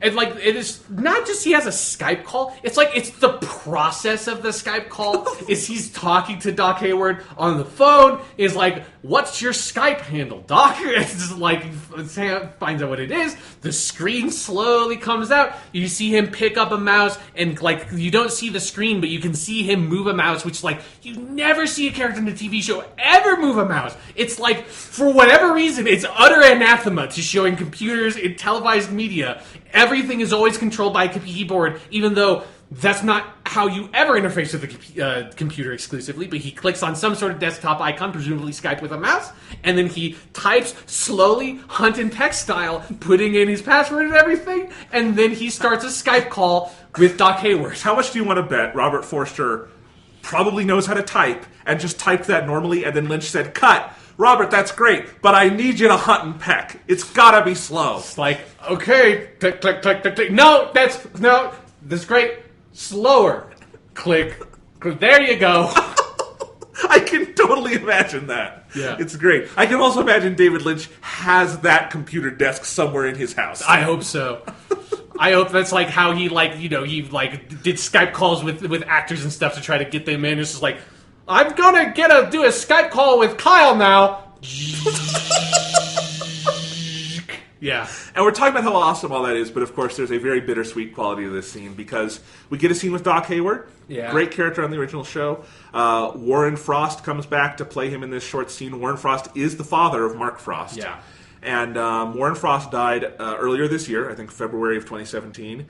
So he is one of the many actors on this revival who shot a scene and died before it aired. Yeah. So him, Catherine Coulson, Miguel Ferrer, who seemed to be kind of in better shape for his scenes, but he still passed away. But yeah, so we have this last little scene with him, and you can tell he's kind of sick, but he's still really good in that scene. Yeah. And again, I think Robert Forster does so much to sell that this is a real thing happening between 2 humans. And that's hard. And it sells not just that it's a real thing, but it's also a real thing that is happening over a Skype call. Yes. There's the right kind of delay that's not in an actor not knowing how to act against a screen that has a green fucking thing on it or something. It feels like an actor deliberately putting in that kind of delayed response you have when you're talking to someone over Skype and the connection's kind of weird and you're oh, that's great. It's got that pacing to it, but also you get a sense of the history between them, even though obviously again the Robert Forster character, that Sheriff Truman, never existed in old Twin Peaks. All that relationship has to be implied. Yeah. So, there's the little thing about, Doc Hayward says, send Harry my love and all that. But then we do get more missing pieces from the 25 years where Doc Hayward met Dark Coop after he came out of the Black Lodge, and like Diane later and other characters we hear from, knew immediately that something's up with this guy. And also we get the detail that Audrey Horne was in a coma at the time because of, as they say, that business at the bank, which I love has been canonized in Twin Peaks. And which is the first time I've ever caught them mentioning it, which felt like was one of the big question marks of what do you do with that, because that's the weirdest fucking thing from the end of Twin Peaks. Apparently, Mark Frost wrote this book, The Secret History of Twin Peaks, that came out in 2015, and I guess that does detail that in the bank explosion, Audrey survived, but the other two people died. So the character we didn't care about and the Jack Nance character. Right. That's how they both died. So, kind of interesting, and we'll probably learn more about that. Of course, we also get an intimation that Cooper went to visit Audrey, so I think there's a lot of sexual violence implied in these episodes. Yeah. So we'll see what comes of that. We will talk about that later when we get to Diane. But my favorite moment of this scene is Sheriff Truman's last line to Doc Hayward is, "Keep working the sunny side of the river, Doc." That's one of my favorite lines in any Lynch thing. Yeah. I don't know what it is. It's just the way Forster delivers that. Beautiful little line. Yeah. And it's one of the things where, like, that whole scene, because, like, that scene, like, half of it is them talking about the case and sort of getting information about that, and then half of it is just learning about, like, them talking about, like, fishing and stuff, because that's what Doc Hayward is doing right now.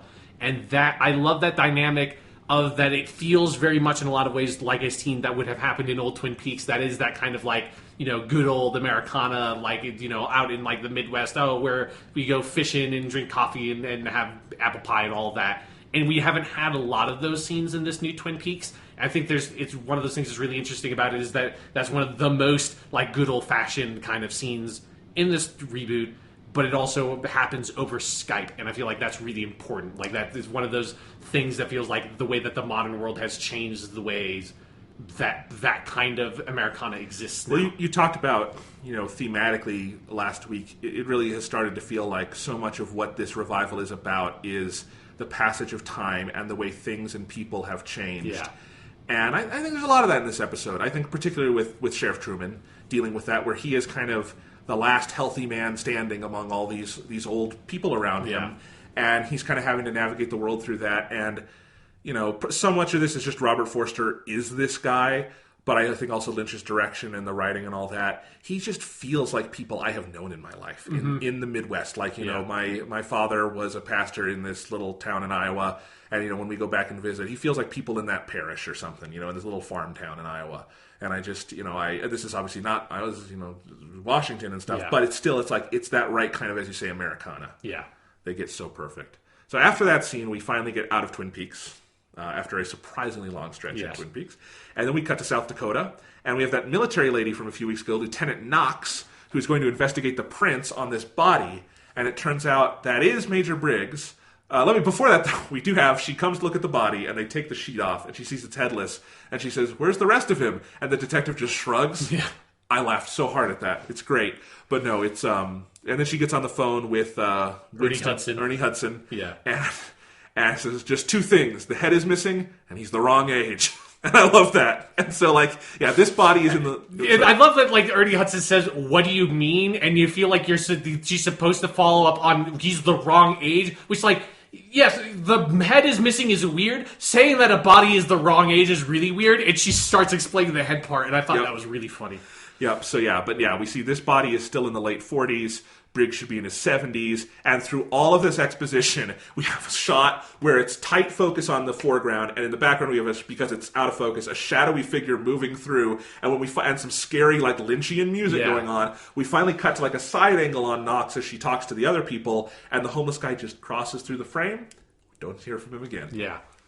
Because at first I thought it was going to be the assassin dude from the last episode that comes up at the end of this episode. I didn't know how he would fit in, but I thought what the fuck is going? It's so, because it's a really creepy scene. The way it's shot is so good, and the slow pacing of it, and it's what the fuck is going to happen? I think there is, and I'm being serious here, I think there is some kind of Lynchian Grim Reaper in this series. I think we saw him in the box in episode 1. We saw him in the prison in episode 2. We saw him here. I think you could argue we've seen glimpses of him elsewhere in kind of always in different bodies and forms. Yeah. But there's some kind of like embodiment of death moving around, and I'm curious to see where that goes. Yeah, but like I said at the top of this discussion, like it felt like it was a scene that just like fell out of Mulholland Drive somehow, with like the ways it's like it's one of like kind of like the most unsettling, creepy scenes you've ever seen, but also is nothing. Like it has no connection to anything. It means nothing. It's just like it just happens. You're like, what the fuck?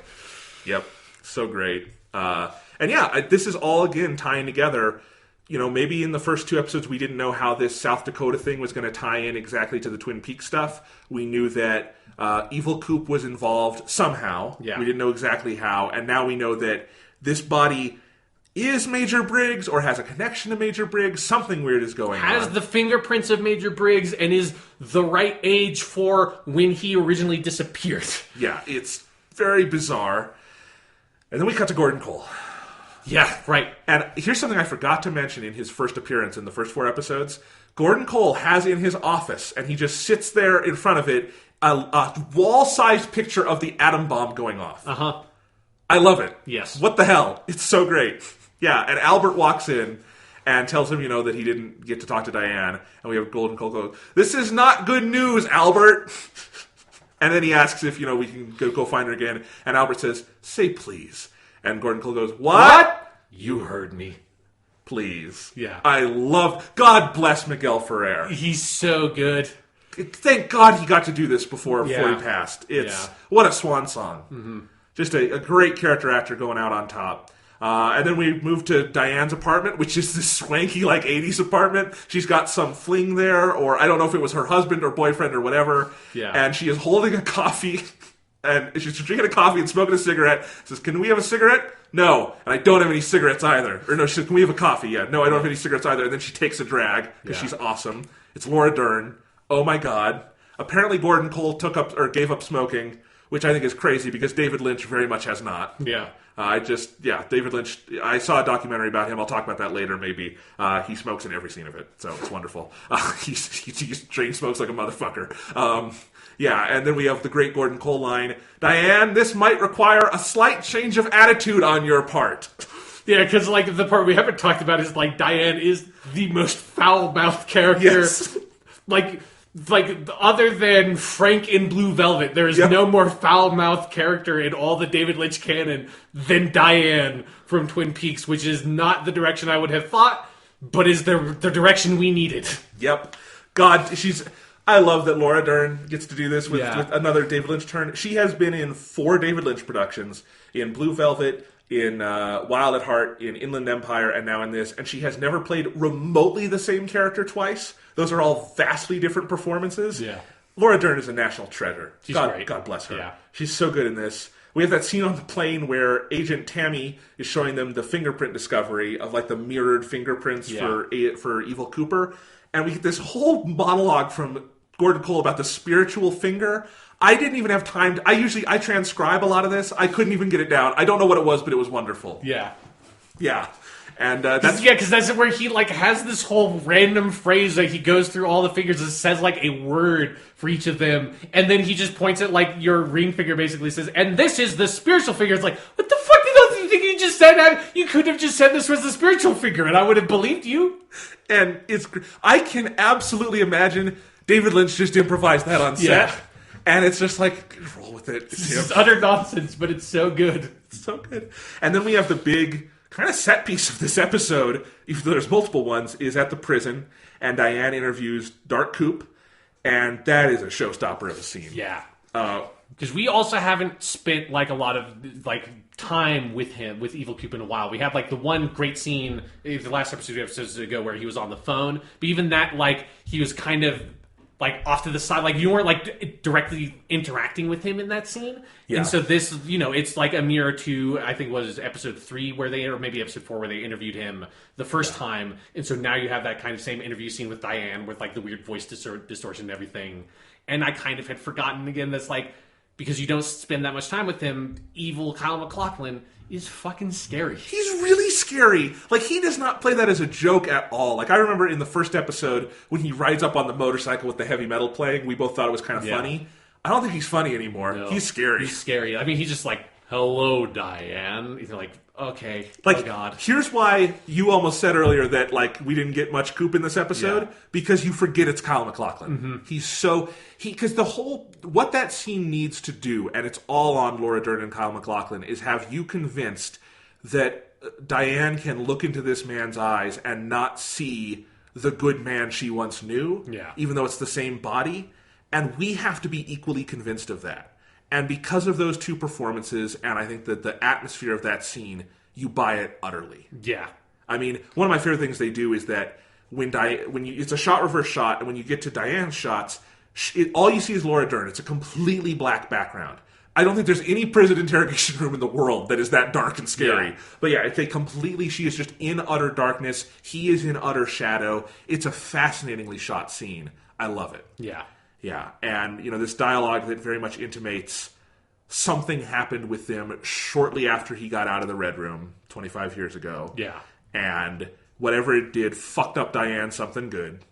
And she is very broken from that. But she also, this is a weird catharsis for her, where she's like, yeah, that's not the Dale Cooper who was my nice, weird boss. Yeah. Yeah. Yeah. It's a, really unsettling scene, but yeah, it sets up interesting. There's a lot of stuff in this episode that it resolves some ideas and shows you things that this series has been building up to. So I feel like this has been something that's been building up since episode 3 and 4 to get this interview, and so it kind of resolves some of those things it was setting up, but raises these really interesting questions for where it goes in the future. Particularly for, I think it's setting up a lot of interesting plot lines for whenever or however proper Cooper comes back in some way, and having to sort of deal with the utter ruination of his life that evil Cooper has wrought, Yeah. It's going to be really interesting, because I thought about that with this episode, that there are all these people who love Dale Cooper but have been hurt by this bad version, and how can he ever have a relationship with them again? Yeah. How can he have a relationship with the world? Not that it's ever does us any good to make predictions of where a story is going in this.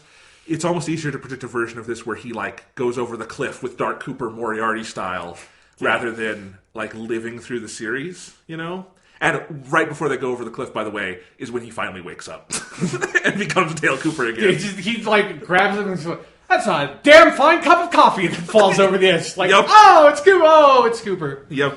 I can imagine that very easily. Anyway, and then you have that scene outside with Cole and Diane talking. Yeah. Oh, it's so good. She has this monologue, and I love it. Laura Dern is so good in this.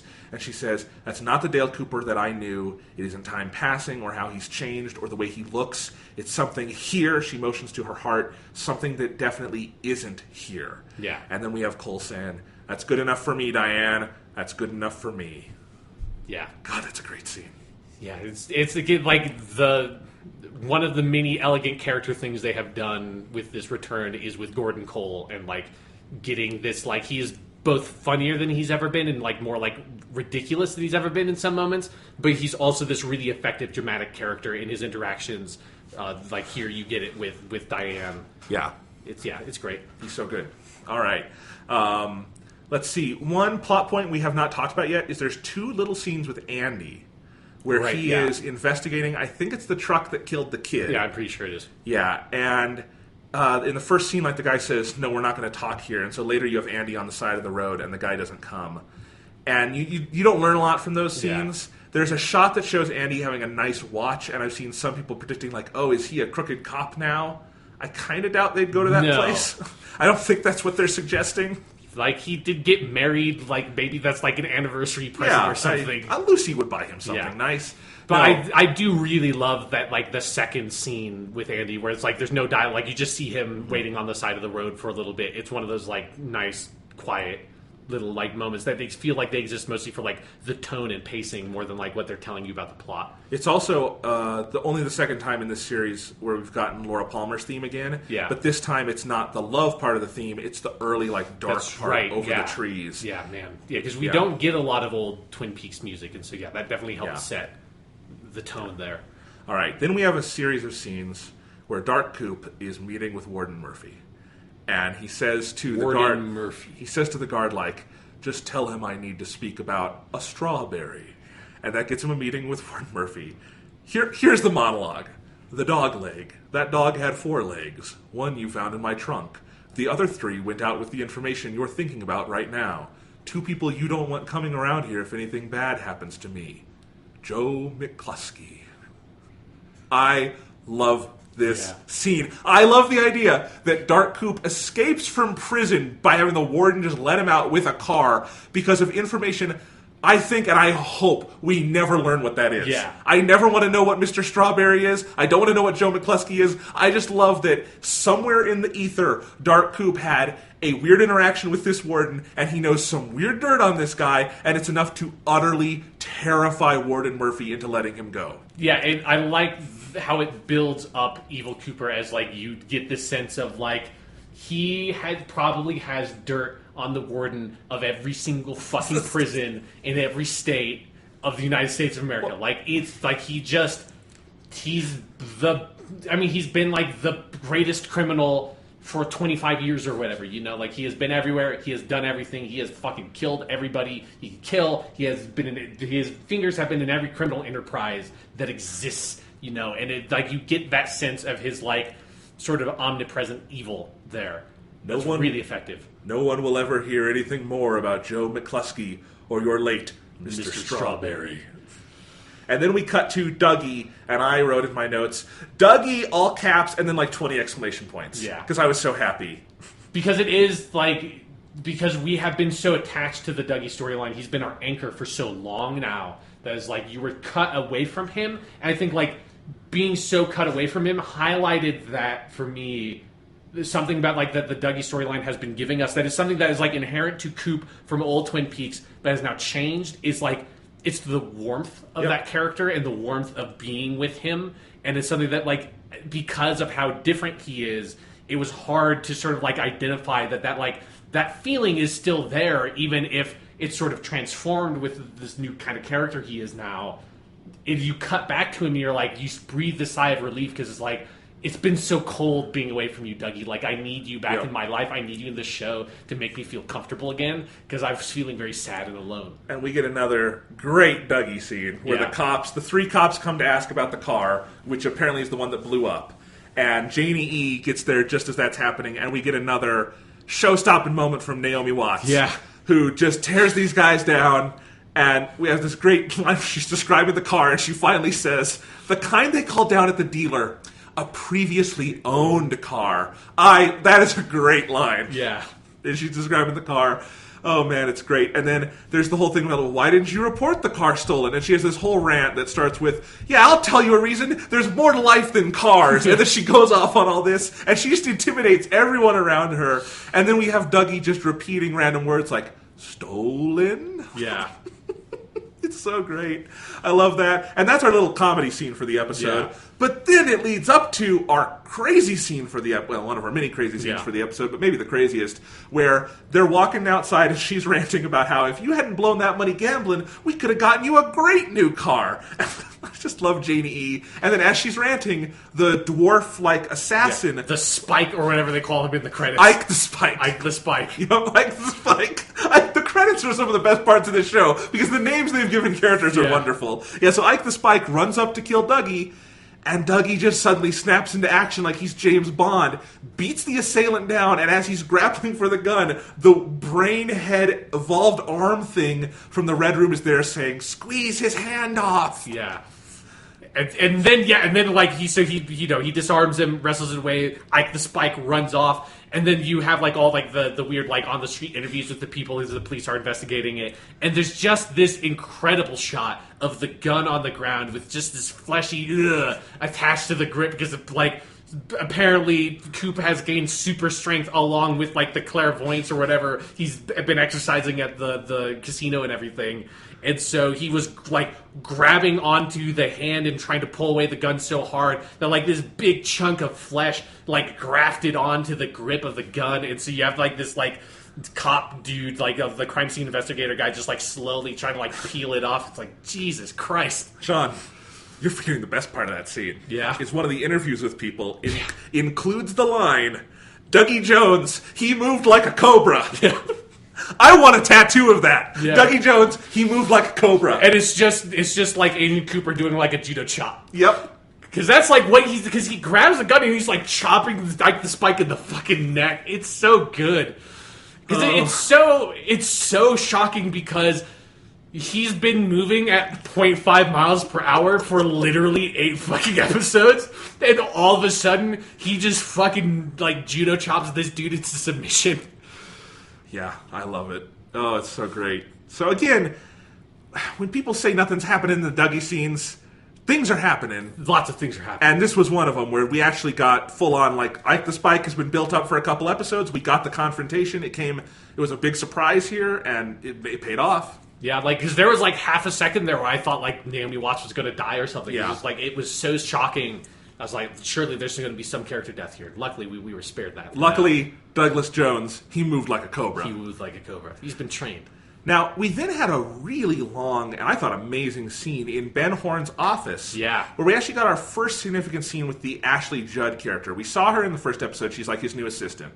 But now we're there. They're both standing. This felt more than, to me, any other scene of this entire revival, like a scene from original Twin Peaks. Yeah, I feel like if you pulled old Twin Peaks music of like the weird like jazzy stuff and just put it over that scene, you would not blink. Like, it would just be like, yeah, no, that's just from old Twin Peaks, that they like reenacted the scene from old Twin Peaks with older actors. The way it was shot, the way it was lit, and the way it's about them. They're trying to find where this hum is coming from, and the way the hum continues through the entire scene. It's the soundtrack to the scene, and that you keep having these like personified shots of the lamp and the tiki statue. It's very much in line with like the template Lynch set in original Twin Peaks. Yeah. So I love that. But they're trying to figure out what that thing is. They can never find it. As they're searching, Ashley Judd, her character, her name is Beverly, has found that key ring that the hooker put in the mailbox a few episodes back, has gotten Jade, there. Please. Jade, okay. Come on. I forgot her name. Jade. Jade gives 2 rights. I bet she does. No, so Jade put in the mailbox, and Beverly has it now. Ben is surprised to see it and realizes, hey, this is the room where Cooper was shot. And you can tell, like, especially when she leaves the scene, this has some effect on him. Yeah. And because of how far that key has traveled, I'm pretty damn sure it's going to play an important role somewhere. Yeah, because I think you combine that with the diary stuff from the beginning of the episode, and, like, there's a mounting enough of evidence to be like, okay, we know there's something crazy going on with Coop, and now they have a way, because the key came in through the mail, to get the general location of where Coop maybe is. Yeah. So, they're setting up enough plot points to follow, to track that back. Again, to my novel comparison, this is episode 7 out of 18. This feels like where we should be in chapter 7 of an 18-chapter book. Mm-hmm. Yeah. So anyway, this is also where you get Ben Horne up to his old tricks. There's like weird sexual tension between him and Beverly, who I think is having none of it. Yeah, probably having none of it. But he's that old fox. He's an old fox. Hey, he is still a handsome dude, Richard Banner. I mean, he looks like David Letterman. He does. But anyway, that's a good scene, and Ben explains about Cooper was shot there, and she says, "Oh, who was Agent Cooper?" He says he was investigating the Laura Palmer thing, and she says, "Who's Laura Palmer?" And he says, "Oh, that, my dear, is a long story." I love that. Yeah, if you want, we can load up Netflix. Yep. And then the scene ends with this long zoom in on the lamp, and then it moves to this mask on the wall, and then into the wall itself, and fade to black. That is an ending to an episode of Twin Peaks. Mm-hmm. Now, the episode continues. Yeah. But that's great. We actually follow Beverly home. She's got some nurse or caretaker. Her husband, who is not a character we know. I thought at first maybe it was supposed to be someone we know. Yeah, I thought maybe it was going to be like Leo Johnson or something. Yeah, like it's in a wheelchair. I don't know. But it's not. Yeah. It's not an actor who's been on the show before. He probably has cancer. Their relationship seems strained. Yeah. I'm sure we'll learn more about Beverly. That was interesting. At the Roadhouse... Yes. We have... this fucking scene. We have an extremely long take of a guy sweeping the floor. Basically until he gets all the litter off the floor. And then finally the phone rings. I love that shot. It's so good. It's just so moody. It's one of those things that I totally get that is a scene where a lot of people are probably going to like utterly check out. But for me, it's like the whole point of a David Lynch directed whatever is just to get in the fucking flow. And there's something about this episode is like think about all the shit we've talked about already. There's so much stuff packed into this episode in terms of plot that I feel like you know, it's kind of unlike David Lynch to have it be that compressed and have like that much shit going on all the time. That it's like you just need to like swing hard in the other direction and just like have. One thing I liked is it felt like it's the flip side to what is like maybe the best shot in Twin Peaks Fire Walk with Me, which is the shot of like the bottom of the floor of the bar where like they dance, and it's like that whole like crazy dance scene. It's just like cigarette butts and ash and like discarded fucking beer cans, just like the most disgusting fucking floor ever. And then that shot does this like match fade with the like mountainsides that we get a very similar shot earlier in this episode. I don't remember where it was, but this was like you kind of... It's before Andy is out. Yeah, that's right. Yeah, because that's where the music starts playing, is on that shot. And here you get, like, he's just slowly sweeping all that crap up, and you watch it for, like, 3 minutes or whatever. Like, you watch it for the entire amount of time it takes this dude, this janitor guy, whose entire job is, like, to start, like, sweep this floor and, like, clean the tables and all that shit. You just get to watch him do his job. It's this, like, one static shot. And then the phone rings and it moves on. I mean, it's an exercise in duration. I've talked about this before with Lynch. It's an avant-garde tradition, is your duration things like, you know, your Andy Warhol films and stuff. And like most good exercises in duration, it actually is a very interesting composition. Yeah. Like, something is transfixing about the act of watching this litter pile grow and grow and grow. And it's just meditative, and it feels very right in that moment, even if you can't pin down why it feels right.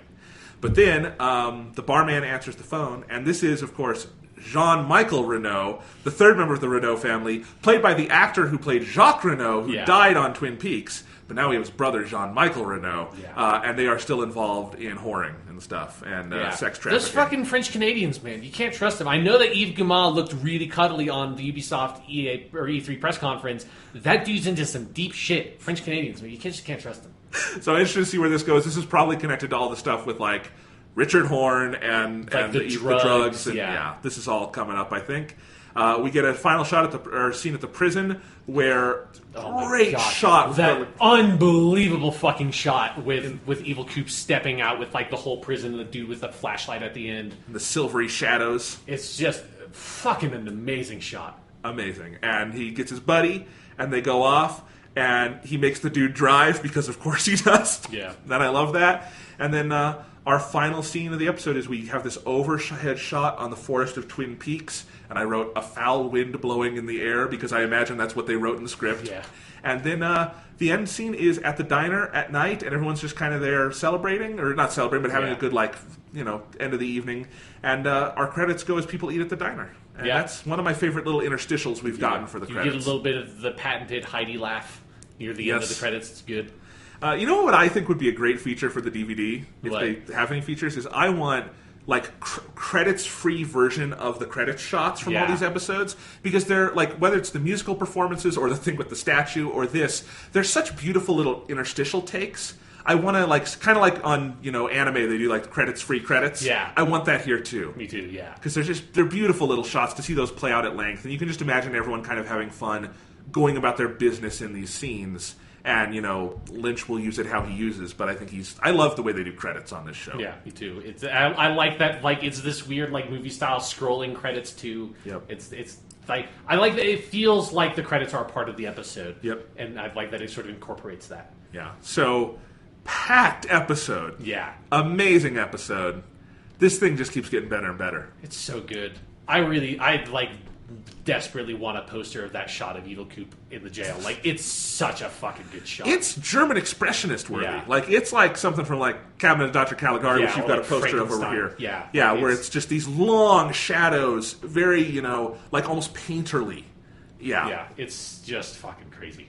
This is the entertainment highlight of the year for me. More than any movie, TV show. We had Persona 5 and Breath of the Wild, so maybe I won't say video games, but I don't know. Even then, this is something else, guys. It's so good.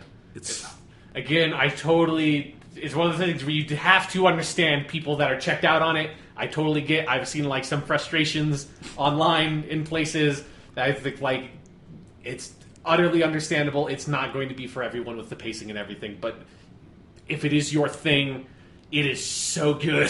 This is one of my favorite things Lynch has ever done. Me too, and I don't say that lightly. This is up there. Yeah, and I would never have expected it to be this good. Like, I didn't think it was going to be a train wreck or anything, but there was always, like, the concern, I think we talked about this, of David Lynch hasn't made anything in a while. Like, Twin Peaks is Twin Peaks got fucking really bad in season 2. It's like, how do you do this? And I don't think nobody could have come up with that answer except for David Lynch and Mark Frost, and thank God that they did, because fucking they found the answer. Like, they are doing it, and they are doing it really well. It both feels like Twin Peaks, feels like I'm being rewarded for caring about and loving the old Twin Peaks, and is also so crazy, so new, so creative, just it's so brilliant that it doesn't feel in any way hampered by old Twin Peaks. And that's something that there have been a lot of these kinds of like nostalgia revivals and stuff. You know, we have like the X-Files one, the Gilmore Girls one, all of these, and some of them have been successful, some of them have not been successful, but this one is just like,